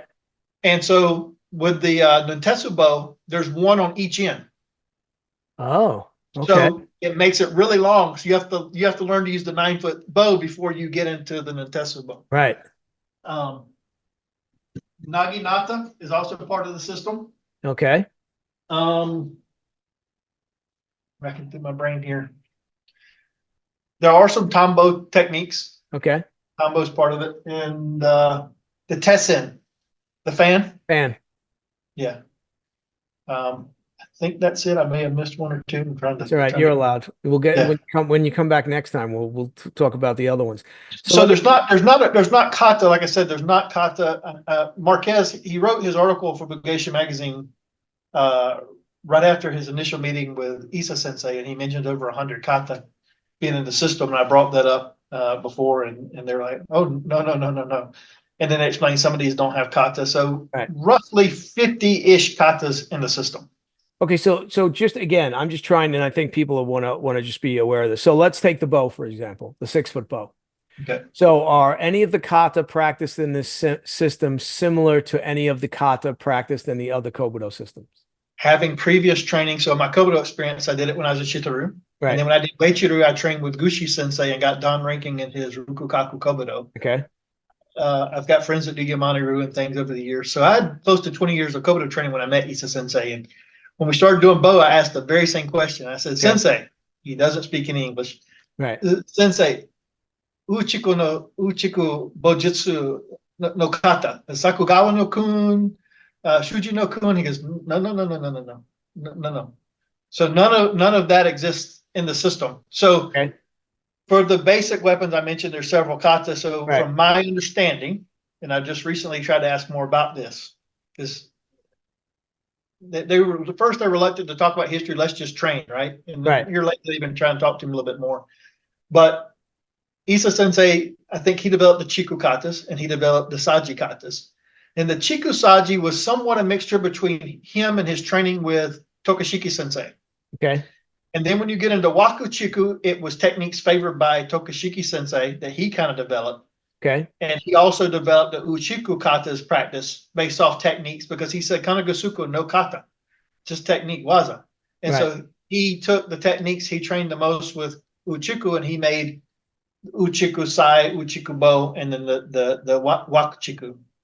And then Isa Sensei comes into play working with them at the Chiku Saji level. Yeah. So again, it bears out what we were saying before, that the kata are fairly more recent, Yeah. right? The techniques are old. This is why I don't understand why guys get hung up on this, right? But the techniques in all the Kobudo are old. They're old techniques. They have to be, right? Because you see they work, right? But again, how are we going to preserve, right? If you preserve them in the form of a pattern that people can practice and remember, you're preserving it, the techniques are there. They're in a catalog, so to speak, right?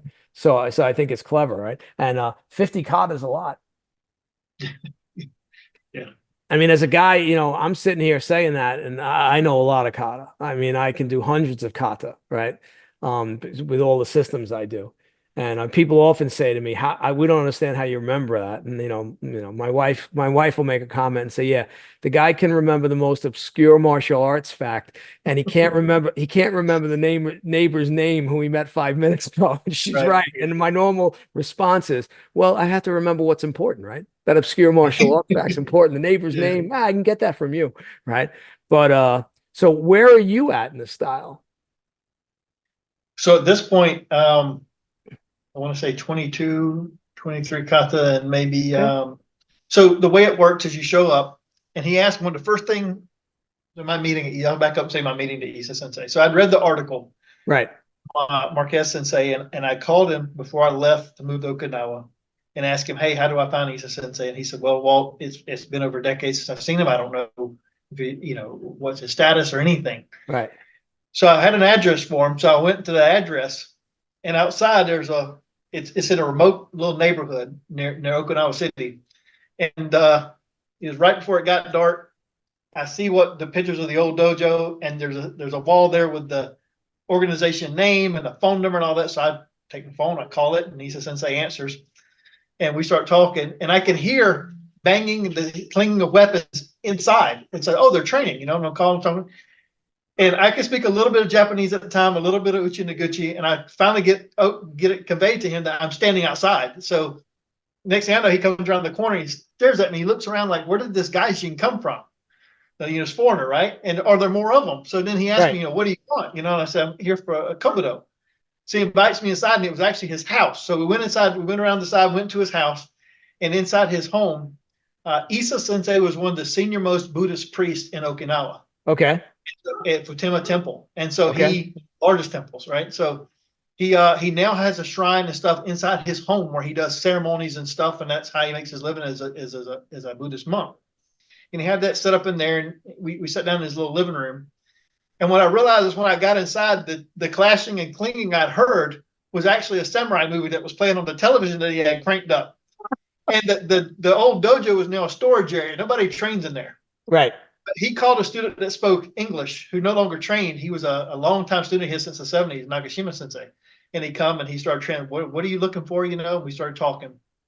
And I will say that Shosei, let me back up a little bit. Shosei Kina, his karate came from his time at the teacher's college. He studied under Itosu Sensei the last year Itosu was teaching karate. Okay. And he stayed on as a student of Chomo Hanashiro and Yabu Kinsu Sensei. And after he left the college, he stayed with Yabu for a few more years. So most people don't know this, but Kina was one of the, as far as I know, one of the longest term students of Yabu Sensei, inheriting his karate. Okay. So that's the Shorin-ryu that Kina Sensei taught. Right.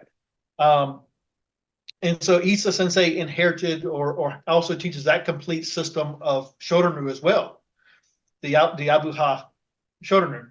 So I asked him, I do Matsumura Seito. I want to understand weapons better. I no offense, I'm not looking to learn the Shorin-ryu. Will you please teach me just the weapons, Ufuchiku? And he agreed with the comment that I don't think you'll last more than a few months. It's a very difficult system, like a very painful. And I said, okay. So the gauntlet was tossed. Yeah. So my time training there mostly was with Isa Sensei, and then he had karate students. But because I told him I didn't want to train karate, I never asked questions about the karate. I would show up after the karate class was done. Everybody would leave, and it would just be me and Kenjo Sensei, who is the successor to, the senior student of Isa Sensei. I'm 48. My birthday's in March. Kenjo is 1 month older than me. But okay. He's been training with Isa Sensei since he was 11 years old, I think. Okay. His mother was a senior student of Isa Sensei. And Isa Sensei also does classical dance and has a high rank, Minkyo Kaiden in that. And interestingly, the name of the system of the dance that they do is called Tokashikiru dance system. I'm forgetting the term I'm looking for right now, but classical dance. And she introduced Isa Sensei to her instructor in dance, and he learned it. And when the Soke of that system died, she was named as the next Soke. Okay. So she quit training to focus on spreading or preserving the dance system, but she includes her weapons training in some of the performances and stuff she does. Oh, cool. So yeah, her son started training with her, and Kenjo Sensei just has kept on training all these years, and he runs the karate classes and things. But it was mainly just Isa Sensei, myself, and Kenjo training those 2.5 years we were there. So now, is there a clear successor on Okinawa? Okay, so out of all the students that had trained with him in the past, the only person that was left at the time for years was just Kenjo Sensei. Okay. And it was told to me and to some of the other people who knew Isa Sensei that it's going to be Kenjo. It's probably going to be. Okay. He's a very recluse type person as well, very private type person.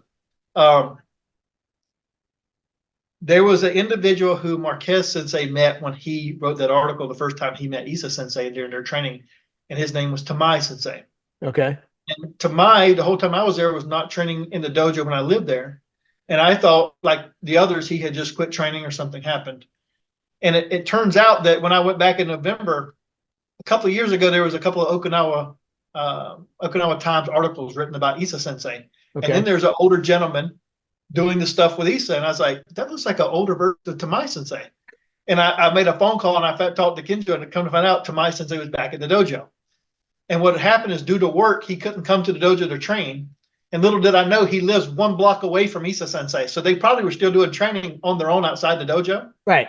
But he is now back.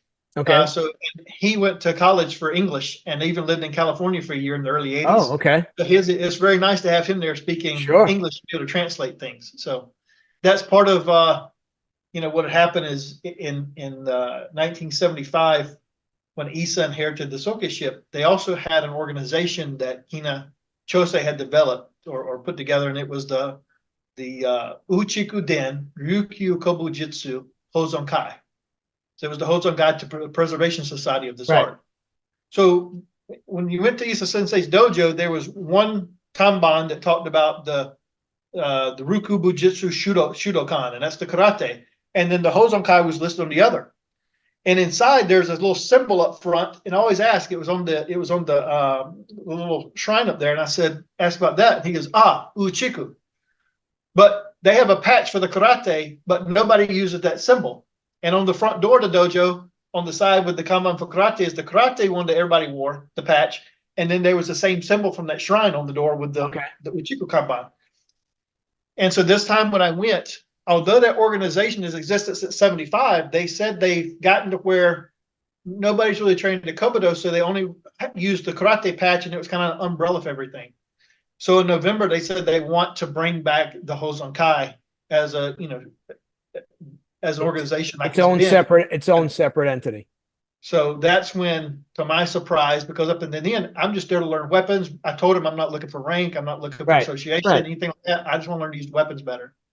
And he asked me about teaching in the States, and he says, I'm getting older. I want to spread this art. Would you like to teach? And, I was honored to be asked that. And so to my surprise, he gave me the first Shibu certificate of the organization that's ever been issued. And said he wants to come to the States next year. So he's going to be coming next year for that. I think it's great. I mean, look, I've done so many different arts, and one of the arts I teach in particular is very close to dying out. And it's always the thing that concerns me. I mean, because someone told me one time that when Jigoro Kano founded judo, they decided that at the Kodokan every New Year's Day, they would invite all the jiu-jitsu schools to come, and they would have a celebration, and all the different jiu-jitsu schools would demonstrate. And now when they first started doing that, there was over 200 ryu. And at last count, I think it's maybe in the neighborhood of 25. Yeah. Yeah. So, that's the one thing. And it makes me crazy. Like in the particular style of jiu-jitsu I'm doing, it's on the brink. It's literally on the brink. And all of a sudden I've got some people interested in doing it. So, which is good. And hopefully maybe, but, I'm happy that he wants to spread it. I'm happy that you accepted the responsibility. So he asked me how long, he said one question when we first met, how long are you going to be here? And I told him maybe 2.5 to 3 years. And so he thought about it. He said, okay, with the understanding that unlike before, he wanted to start me from ground zero, no matter how much training I'd had. Right. So I started from, of course I wore a white belt, and I started doing Kihon. And I did Kihon for several months until I got the Kihon, the stepping correct. And then after that, in our system, you learned uchikumi with the flipping of the sai. Right. And there's a giant, a big, like a post with belts, with the rugs and thin rugs, outdoor rugs, and belts wrapped around each end. And one person will hold it going down the floor while the other one strikes. So you get the feeling of the timing and what it feels like to hit something. And what's the weapon going to do? Like nunchaku. When it hits, how's it going to bounce? Right. How's it going to bounce back? What's the mechanics of turning your arm at the right time or projecting forward versus sideways to get it not to bounce back? How does it need to hit? And then you get into the basic kata and start going up. And when you do that, you also start having some two-person drills you do to get timing and distancing and stuff. And then it becomes a little bit more loose and a little bit more intense over time. I know we broke at least 3 or 4 Shiredo sides snapped in half from the training, and bows snapped, and it can be pretty intense sometimes. But that's part of the training, right? Right. But, right. It's not just Kihon and kata. You've got to have contact and using the weapon to see how it feels when it hits something. What's it going to do? And how do you manipulate that? Right. Yeah, I mean, I experimented some things with the weapons, which in hindsight now is probably kind of dangerous, right? But I mean, I remember, snapping a Shiredo nunchaku right in half, and the piece that broke off flew like a missile, right? Luckily, it didn't hit anybody. But I was going through a stage where, people are telling me you can do this type of technique, and I don't know if I'm buying it, in terms of that. And then sure enough, I was right. I realized, no, you can't do it like that. Because if your weapon breaks, what's the point? Right. And don't get me wrong, it's going to happen sometimes. I mean, swords break in combat, doesn't matter, but yeah. I mean, again, I find it fascinating. I think, what I've seen of it, I remember that article that came out in Bugeisha. I remember reading it and thinking, wow, this is a very interesting, method. I think it coming out of law enforcement, obviously, for me, makes it more interesting. I can also understand why, it was a little bit maybe rougher, right? Especially initially when training, because those guys came out of a time when they're actually using the techniques for real. Like I think I told you that when I was there in '97, there was a case for the grand opening of the Budokan. There was a case that had a sai in it, and it said on a card that the sai had been taken from a criminal by, I guess it was Sanda, right? Way back when, and it was in there. And I remember thinking, wow, that's a pretty big sai, right? A big, They're a heavy. little bigger than the ones we use in modern times, right? And I thought immediately thought, wow, that's really cool. Like, and immediately my thought was, oh, you see, it never changes, right? Like, so our joke in law enforcement, right, is like when you become a cop, the criminals are 18 to 22, right? And you're 23, it's okay. And then you retire 20 years later, 25 years later, the criminals are still 18 to 25, whatever it is, right? And you're older now, and right. And the same thing too is like the modern criminals, like Lauren, we carry guns, right? So what do the modern criminals do? They try to get guns too, right? In ancient times, well, they carried sai. So what did the criminals do? Well, if they could get a sai and use a sai, great. If they could get a bow and use a bow. So it's always fascinating that human nature is pretty consistent, especially when it comes to the actions of people with a criminal mindset, you know? There's other one of the most advanced katas we have with the sai. I was talking to Kenjo Sensei, and he asked me, there's a technique. I won't get a whole kata, but there's a technique where you come over and you jab it in, and he's like, I was doing it really intense, really hard. And he goes, "Well, what do you think you're doing?" I was like, "Obviously, you're jamming it into him. You're stabbing him." He goes, "Oh, no, no, no, no, no, no. Uchigo, police. You don't stab people." And I'm like, "Oh." And he showed me with a T-type movement how we used to poke to off balance. And then the next movement, instead of hitting the chin, it was hooking the weapon, and he slung my weapon across the dojo. Right. And he says it's a distraction to off balance you, and then I take your weapon away. And I go, "Oh, okay." And all this time I was like, "Oh, I'm gonna, jam the side." No, no, Well, no, no. it's like I say all the time, like people that say to me, my partner asked me one time, he said, we've been involved in so many things. I mean, I disarmed guys with guns, all kinds of weapons, but I've never in a shooting. And he said, my partner was getting promoted to sergeant, and he said to me, "Why do you think we were never in a shooting?" And my response was, well, because we were always good enough. Right. Meaning, as soon as the guy went to bring the weapon into play, I moved in. I stopped him. I never let him get the gun out. I jammed him, and again, like, I say all the time, like people say, well, what techniques did you use mostly? I said, well, I use mostly Kensetsu Waza. I use joint locking because my goal is to not kill the criminal. My goal is to get him in handcuffs. Now, obviously, were there some times when the guy was extremely violent and I had to hit him? Yeah. And sadly, a lot of the times when you do that, you cause more damage, right? But yeah, I mean, in law enforcement, the goal is to subdue. And this is why, like I demonstrated last night in the class, I had two strong guys. I said, okay, well, all I want you to do is put my hands behind my back. And you can use any joint locks, but you can't kick and you can't punch me. And they struggled for like a minute, and they were huffing and puffing. They couldn't do anything. And I said, I do this at seminars, and I take the two biggest guys in the room. And I said, I just do it to show that the next time you see sometimes a police officer has to hurt somebody pretty good to get him in handcuffs, will understand how hard it is to actually do that. Oh, yeah. It's very, very hard, and that's why, the skill set that you need is a high skill set and very, very difficult. And I remember even early on, like I've been shown certain joint locks techniques to do them a certain way. And then the first, and my joint locks in the dojo were considered the best. So imagine my ego being crushed, right? The first time I go to do the technique and it doesn't work. And now I'm like, well, what the hell? So unlike others, I didn't blame the technique.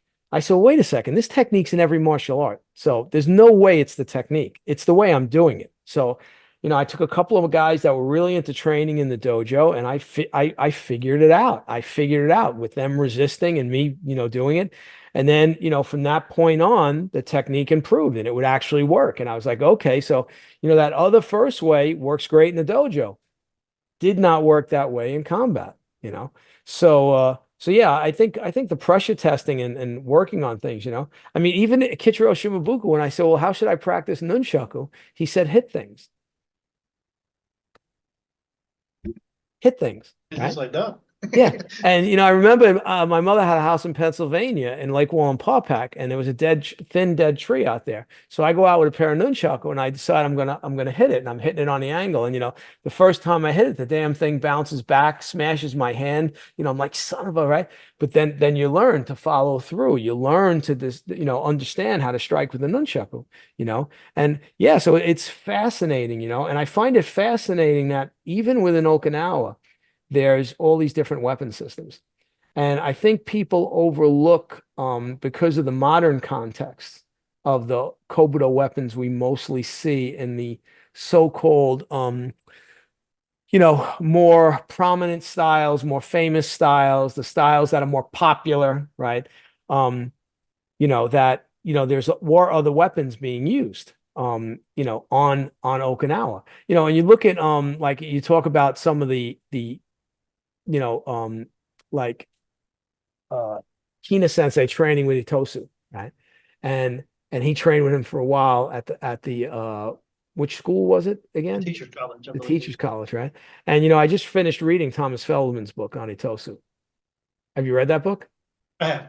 Yeah, I think he did a great job on it. I mean, I really do, and I think especially the context of everything that was going on and how dramatically karate was changing from, a method of self-defense to what can we do to preserve this so we don't lose it, similar to what happened with jiu-jitsu with Jugoto Kano. I mean, and you see even these early, pioneers that are already talking about what can we do to make this popular? What can we do that? And again, it's great because it preserved it, but I think some things were lost, and like I know myself, I'm trying to rediscover. Like I tell people all the time, I say, well, where'd you learn this technique? I say, well, I'm sure this technique was being taught like 150 years ago when two guys were working together and figuring out how to fight.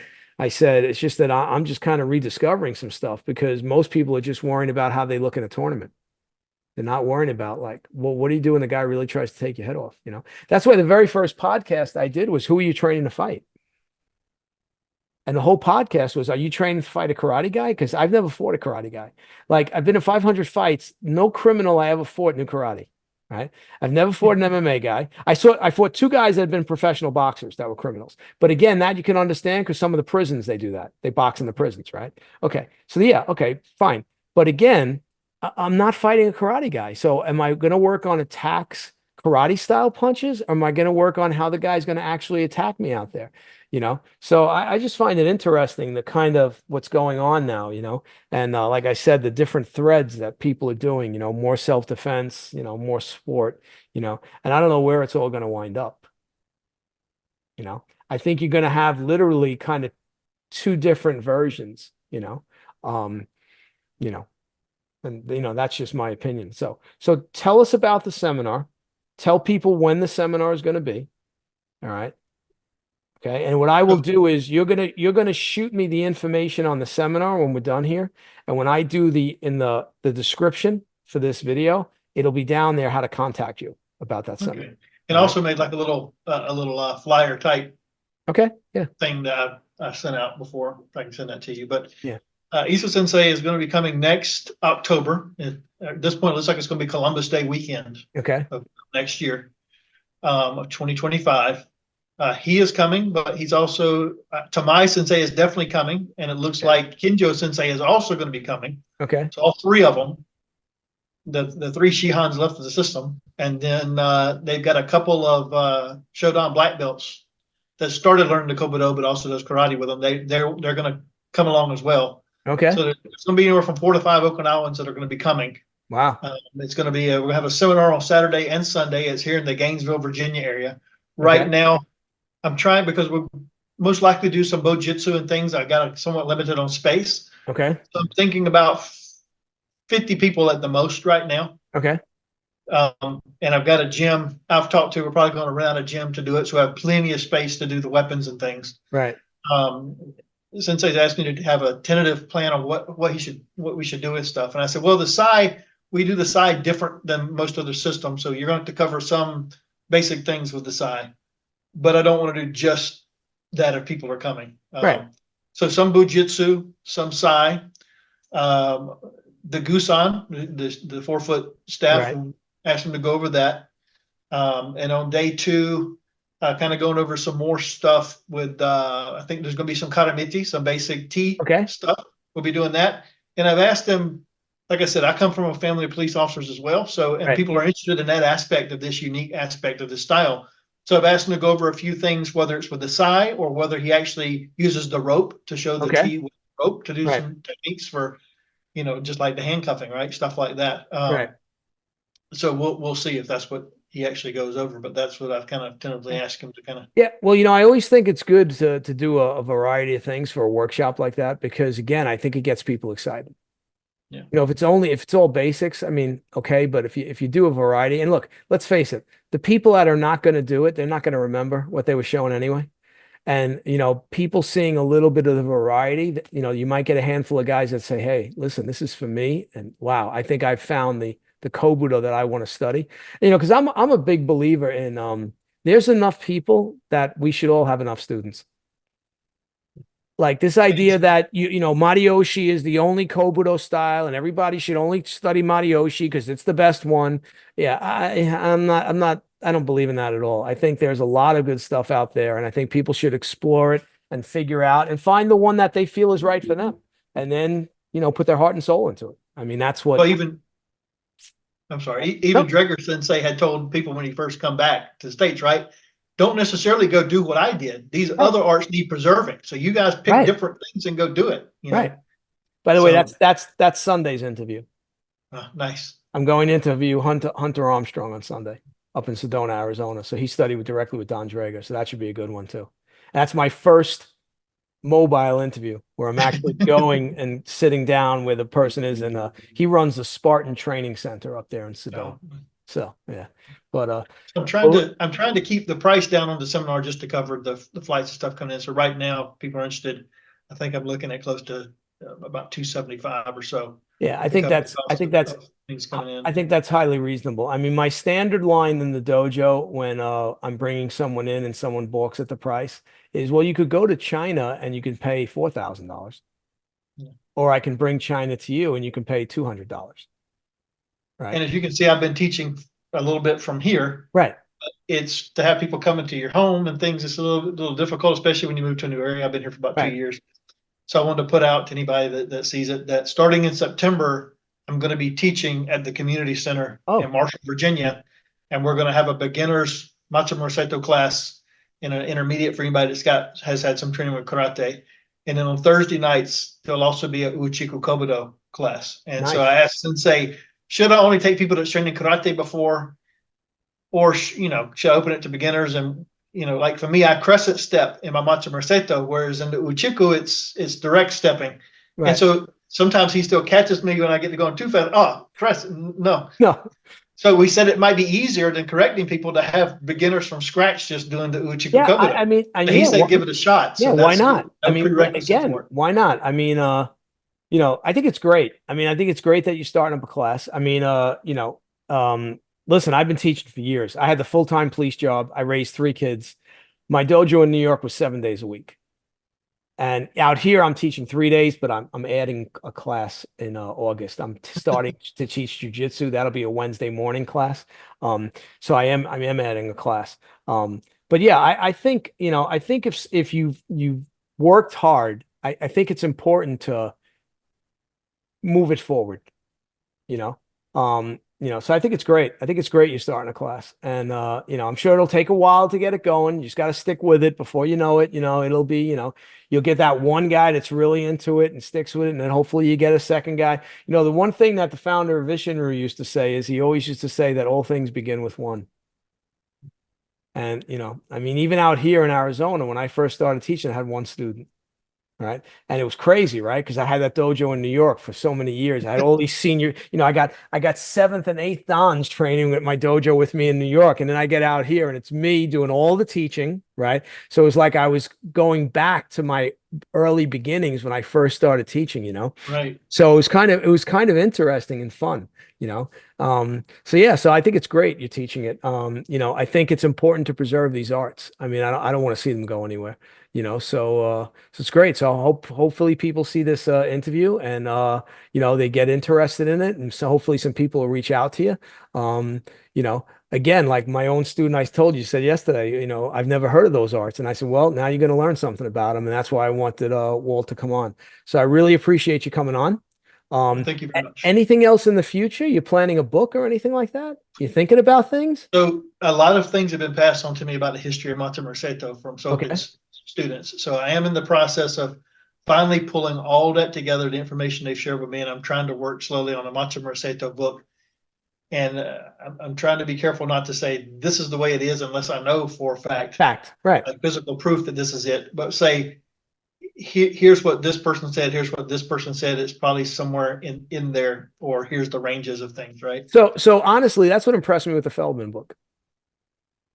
If he doesn't know for sure, if there's not a documented instance, he said this is an oral history or this is what somebody said, right? And that to me is fine. I mean, my problem is like I said, when it comes to especially the history, is when the history has an agenda attached to it. Right, And right. they change it to mold it to what they want it to make them seem more important. But And, that's great if you can come out with a book on that. and for people who've never been there, when I talk about Matsumura and different stuff, I try to take a Google Earth and take a picture of Shuri, and then a drop down of here's and here's the exact neighborhood of his house. Right. So when I talk about different teachers and things, they can see map wise, this is what it's like. And any original sources from Okinawa of like the Bu clan of Matsumura, the lineage, Right. I have a photocopy. I try to put that in there Right. and then translation into English so you can see here's the reference I used. Right. Here's the English version of it. So it's kind of a collection of all my references as well. Well, So that'd be great. Listen, so obviously, well, once the book comes out, and who knows, maybe before that you come back on, but the book comes out, you got to come on because then we got to try to sell some books. and there's also a one last thing here. So when Angel Lamus, who was missed quite Yeah. sorely, to be honest, Yeah. when he was going to come out with the Bugeisha magazines again, me and him had been talking about it. He said, "Walt, I want Isa Sensei on the cover with another article from the inside. This time you've trained with him a long time." And I said, "Okay." So I asked Isa Sensei, "Are you okay with me writing this article?" And Isa Sensei gave me the thumbs up. So I wrote Yeah. this huge, like 15-page article on the system Okay. with the history and all the everything I've talked about in there, and some pictures of the weapons and things. And we sent it back to Isa Sensei to review, and he come back and said, "Well, there's a couple of things I want to add, and a couple of things you don't quite have right here I want to fix." And I said, "Okay, please send it back to me." And the answer was, "Well, no, we want to do it in person." Sensei wants to do it in person.